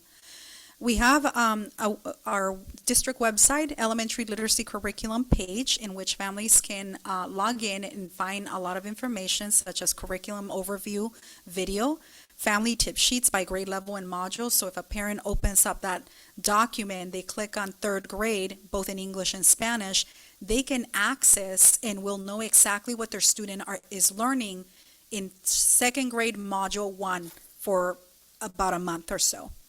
And they can do the same for the entire year. We will have a presentation by the district. As you may have heard, we're having a family and community empowerment conference that's happening on October 21st. That will be the first time in which we are going to be presenting to families, both in English and Spanish, with the support of Wit and Wisdom Publisher as well as CKLA. Presentations at the school sites is the next step. Is we will, just like we did when we were going through an adoption process, we are asking every school site administration to have presentations for parents at their sites for easy access and to ensure that they have the information that they need about what's happening with the curriculum. 2 more slides. The ELA implementation timeline. This is of the reports that I will be bringing forward to the board. Today, the September 26th, was professional learning data, STAR baseline data. Also for December, I will be bringing more feedback and more information about what we're doing. That will happen December. March will be the 3rd report, and June 25th will be the 4th report. Last but not least, I want to acknowledge, as you know, we provided, we purchased materials, and if you look at the picture on the bottom with blue plastic wrapped around it, that's what it looked like when our library techs received the materials, 9 pallets per school.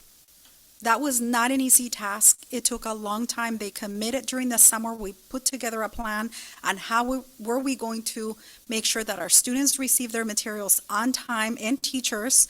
And that's what, once they sorted things out, that's what it looked like at one of our cafeterias on the right-hand side. But we couldn't just leave it there. It had to be gone because students had to eat and students had to use that space. And that is all thanks to the ladies at the top, Annette McQuana, who is our administrative assistant in our Ed Services department. Ordering materials is not just a click away. It takes a lot of back and forth, and I see some nodding, Mr. Banning, back and forth, a lot of emails and a lot of managing time and people. But this team, I want to acknowledge all of them, as well as our language and literacy coaches who were very supportive in putting together the plans that we are going through right now. Are, of course, our teachers and our administrators to ensure that our students receive the materials that they need as soon as they arrived. And that concludes my report. Seeing no requests from the public. Board members, comments, questions? Ms. Alvarez? First of all, thank you. Very good report. And as you were presenting, I was thinking back of last year and how far we have come. I mean, this is incredibly wonderful, celebratory. Last year in our listening tour at McKinley, the teachers were lamenting that they had no materials, they didn't know where they were. And this year at Back to School Night, it was night and day. The teachers are having their materials, they displayed in their classroom. The library technician, I believe that is her title, she was happy, she was talking about what she had. Students are learning. Congratulations, thank you for your work, thank you for your leadership.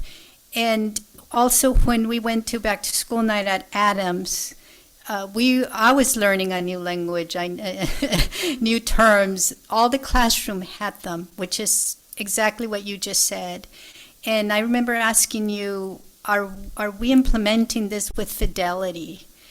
And you said yes. And you're exactly right. The training, the work that goes to do this it's a lot. I appreciate everything that the team does, the literacy coaches, and of course the teachers and the paraprofessionals. It takes a team. It takes teamwork, and look how far we are. Right? Look how far we have become, and it's only the beginning. I totally understand that, and I know this is going to be reflected in the student outcomes. So thank you, and I do have a couple of clarifications. For the October 21st conference, where's that held? At the district office or at each school site? No, we have over 200 teachers that need to receive that professional learning, so we will use the same plan that we use for our district-wide PLCs, which happens by grade level at different sites. So we have 2 grade levels per site, and we utilize several sites in the district, elementary schools. It's a non-student day. Were Oh, you that was talking just about the family conference or the teacher training date? I was 'Cause talking there's about 2 dates. I was talking about the two. Yeah, So thank you okay. for clarifying. So the first one, the training, you just said that it's an non-student day because I was thinking, are we going to get that many subs? But you said that. And then the family resources, the conference, where is that? That will be at La Cumbre, but I can have Ms. Edison who can share. Her team is hosting this, and I am a guest. Oh, okay. Maybe there can be other guests. As a district, we're hosting this, and we're just the worker bees on the Student and Family Services side. So you will receive more information on October 21st. If you recall, when we were at the board meeting, or the city council meeting, we kind of talked about some partnership things that we would be doing together. The Family and Community Empowerment Conference is one of them. It's October 21st. You will receive information tailored just for you. It is in partnership with the city. We have community partners that will be there. We have workshops that will be put on by district staff, and as you heard, Denise was able to secure the Wit and Wisdom folks to come present to our families. Our workshops will be in English and Spanish, so families can choose the language they prefer, not translation, interpretation, equipment, but actually in English and Spanish. We have 3 tracks, which are academic, mental health and wellness, and then pro-social. We have a resource fair there as well. The city will be there tabling their events. It's at La Cumbre from 10 to 2.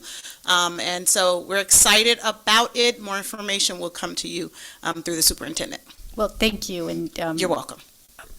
I'm glad that the board is invited. So thank you. Then another quick question. This, the family resource, does that include McKinley also? Yes, absolutely.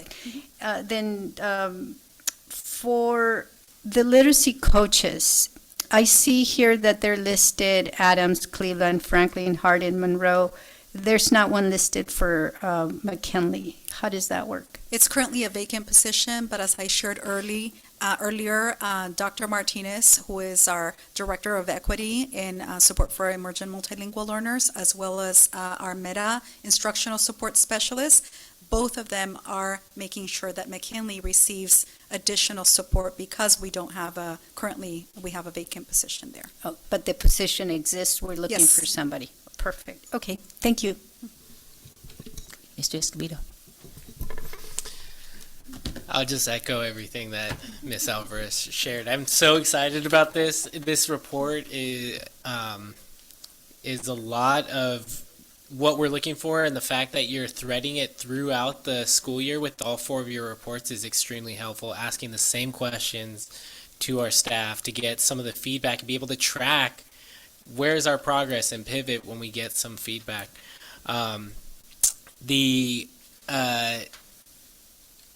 One of the wonderings, and it's something that I would just throw out there, is I'm interested in learning, and I definitely know you are, and you're trying to track it, is what sort of qualitative information is associated with those folks that selected neutral for many of these questions, to color what that means and why they're in that category. It could just be, and I anticipate that this is the case with the new curriculum, it is very overwhelming and a lot all at one time, that it's just like, I don't know what to do with this. I'm going to choose number 3. And I imagine that as we move through the school year, we're going to see a lot more 4s and 5s. But it's helpful for us to kind of indicate what's going on there if there is a qualitative data to color the quantitative data. I wanted to highlight, among everything that was touched on by Ms. Alvarez, is just how much apparent enthusiasm there is for the new curriculum. And the fact that we have subs that are saying, I want training, right? We have paras, I want training. Our teachers are taking time out of their summer and a well-deserved break to come and seek out this training opportunity. When we're talking about what it means to have a new curriculum, a lot of it is what some of our other initiatives are, right? Building a culture of learning, of inclusiveness, and this is one where it's a really positive sign that you have so many people engaging in professional development that sometimes it's hard to pull people into some of these opportunities, to be honest. One other thing that I wanted to say, I think a lot of that comes down to the leadership of many of you folks in the cabinet, Dr. Maldonado definitely, on the library techs, our literacy coaches, our teachers. There's a lot of our site leaders. There's a lot of praise to be distributed and acknowledged, and still a long way to go. And there's still a lot of change to be happening and still a lot of learning to be had. But I'm really excited. I also wanted to call attention to the fact that, Ms. Alvarez, your question highlighted something really positive, this Family and Community Empowerment Conference. It's like one of the coolest ideas, right? When we had that city council meeting and we talked about collaborations, but also how do we support our families in the multitude of ways, linking them with resources that are out there. What are we doing at the district? I'm so excited to attend that. And the fact that we can link literacy in there, absolutely. All on board. The fact that we're doing it in multiple languages and it's not translation services, absolutely. Like, this is some work that I feel really proud of. I'm not out there doing the work, but just to even be here to be able to receive a report like this, I'm looking forward to future reports, and I think the structure of this report, what you included in it, is extremely helpful. What we're looking for, what the community's looking for, it answers a lot of the questions. Before our board packet was released, I had a list of questions of what I was looking for, and I think if you keep this structure, this will work really well for the other 3 board reports. So thank you so much. Thank you. Mr. Banning? Just echoing the thanks. This is among the most complex and important work that is ever done in a school district, and it's being done remarkably well. I appreciate it. I would the one thing I'm going to draw attention to is your inclusion of the slide about the recommendations for high quality curriculum implementation from the National Institute of Excellence in Teaching. That's pretty important wisdom to move from, and it's obvious that you're paying attention to those things that we know work well. So kudos. I appreciate everything you're doing. Thank you. Ms. Minos? Yes, thank you. The participation, of the teachers and the trainings is amazing, and having still 30 more people attend in August 16th, so that everyone's on the same page. Plus the excellent support with McKinley, which I'm really keeping an eye on, is just beyond. I really appreciate the report, the work that you're doing, and the enthusiasm by all that are involved in this. So yeah, I look forward to the next report. Thank you. Thank you. I'll just add thank you. Yes, I just want to add thank you to that. I remember back before you brought the report how exciting it was. I've had this many teachers coming in, and to see that excitement obviously carried between you two just now. Like, yeah, we're so excited about that. So I just appreciate that, as Ms. Minos just mentioned, that the enthusiasm, and that's just really good to feel and see. Definitely we'll keep up the enthusiasm, and as the year wears on and October comes around and we don't have as many holidays, you will hear people getting tired. You will hear people starting to, get weighed down, because part of that same study that, and we should probably send it to the board, we could send you the whole booklet on the implementation of new curriculum, it does have stages that people go through. So don't get dissuaded when you hear that people are tired. I do want to thank our teachers. They're working extremely hard. It takes a lot of energy, planning, preparing, because it is all new. But I'm going to be the voice of like, moderate our thinking, but continue to cheer on everybody. And of course, with Denise and the team that she's leading, all their great work, they are doing that. But we will look for those stages and try to continue to build that support in for everyone as it continues. And I'm also excited, but I'm also going to moderate as we will go through it. Moderate expectations and continue to cheer on our teachers and our principals. Thank you. Yes, I'm just going to add a candy. It's either a song or a story about now. I'm going to add candy to it. The good and plenty is like good and tired. It's all right to be good and tired. See, so a good time for that balance. Okay, Ms. Alvarez, thank you. Mr. Alvarado, Ms. Alvarez. Okay, now we'll move to our last report of the evening. Ms. Edison is on her way.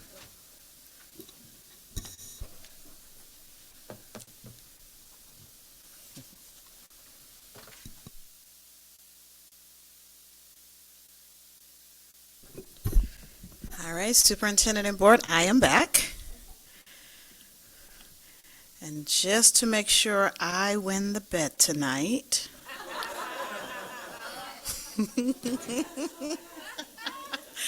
Let's see, I got till 9, okay. Oh, no, sister girl, we will be cutting you off before the end. I will win that poll. Okay.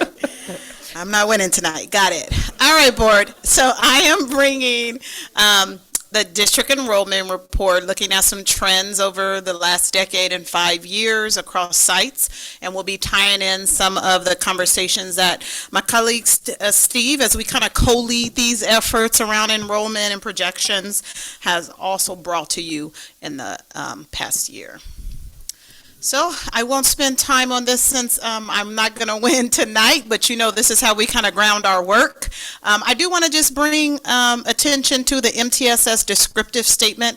As you know, I get real giddy when I hear you all talking MTSS up there. But do know that the work that happened throughout this last year when we landed on a description for what our system of support will be is what the MTSS district leadership team identified as our multi-tier system of support is a district-wide, inclusive, responsive, and data-informed system that ensures growth, uplifts strengths, and eliminates barriers for the Santa Barbara Unified community. That is us as a system. That's how they've described it, so we're working to make that true every day with our decisions. All right, so as you know, we have 9 elementary schools and 10 secondary schools within our district. We did a 10-year comparison of district-wide data. And so you can see we consistently over the last 10 years have dropped on an average of 208 students a year. So that has been a consistent trend for us on the downward slope. You also have within our report our county numbers. And so similar trend. On average, we're averaging out over the last 9 years, it's about 267 students a year. When we look at our state average, obviously, that's a larger population of students. So on average, it's about 58,000 students a year over the last 9 years that the enrollment throughout the state has shifted. So we have, as a state, county, and district, been on a consistent downward enrollment. So that isn't new information to us.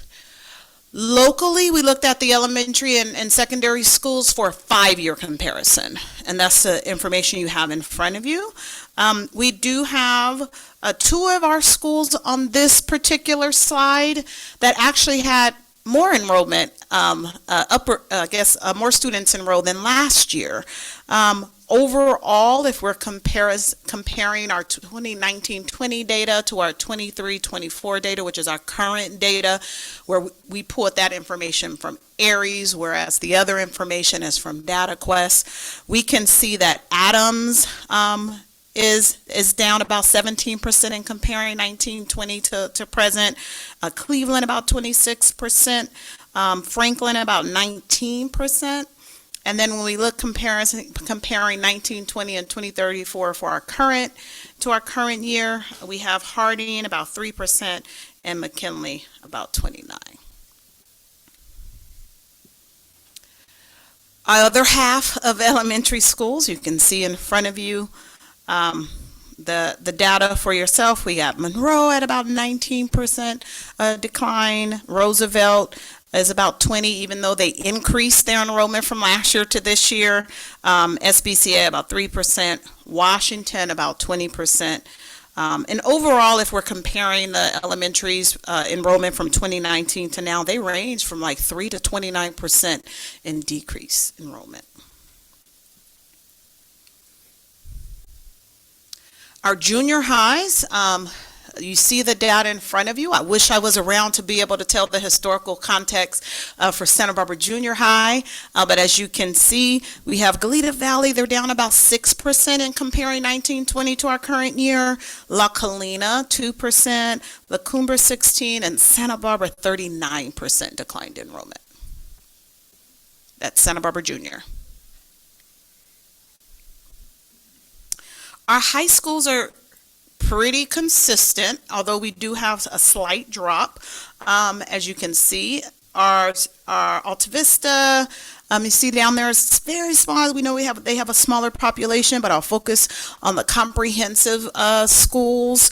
DP is actually up 91 students. Right, and so that's a great point. We have San Marcos, that's down about 4.7, and Santa Barbara down about 4.6, and that is comparing 1920 to now.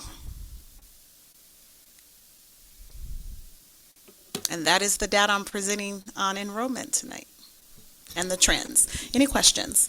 I hear no public from the questions from the public. Board members, comments, questions. Ms. Alvarez. Thank you for presenting this report, putting this data together. It's telling what we've been talking about, the decline, which is statewide decline, not just SB Unified. It's all over all the other school districts in town. Everybody's experiencing the same thing.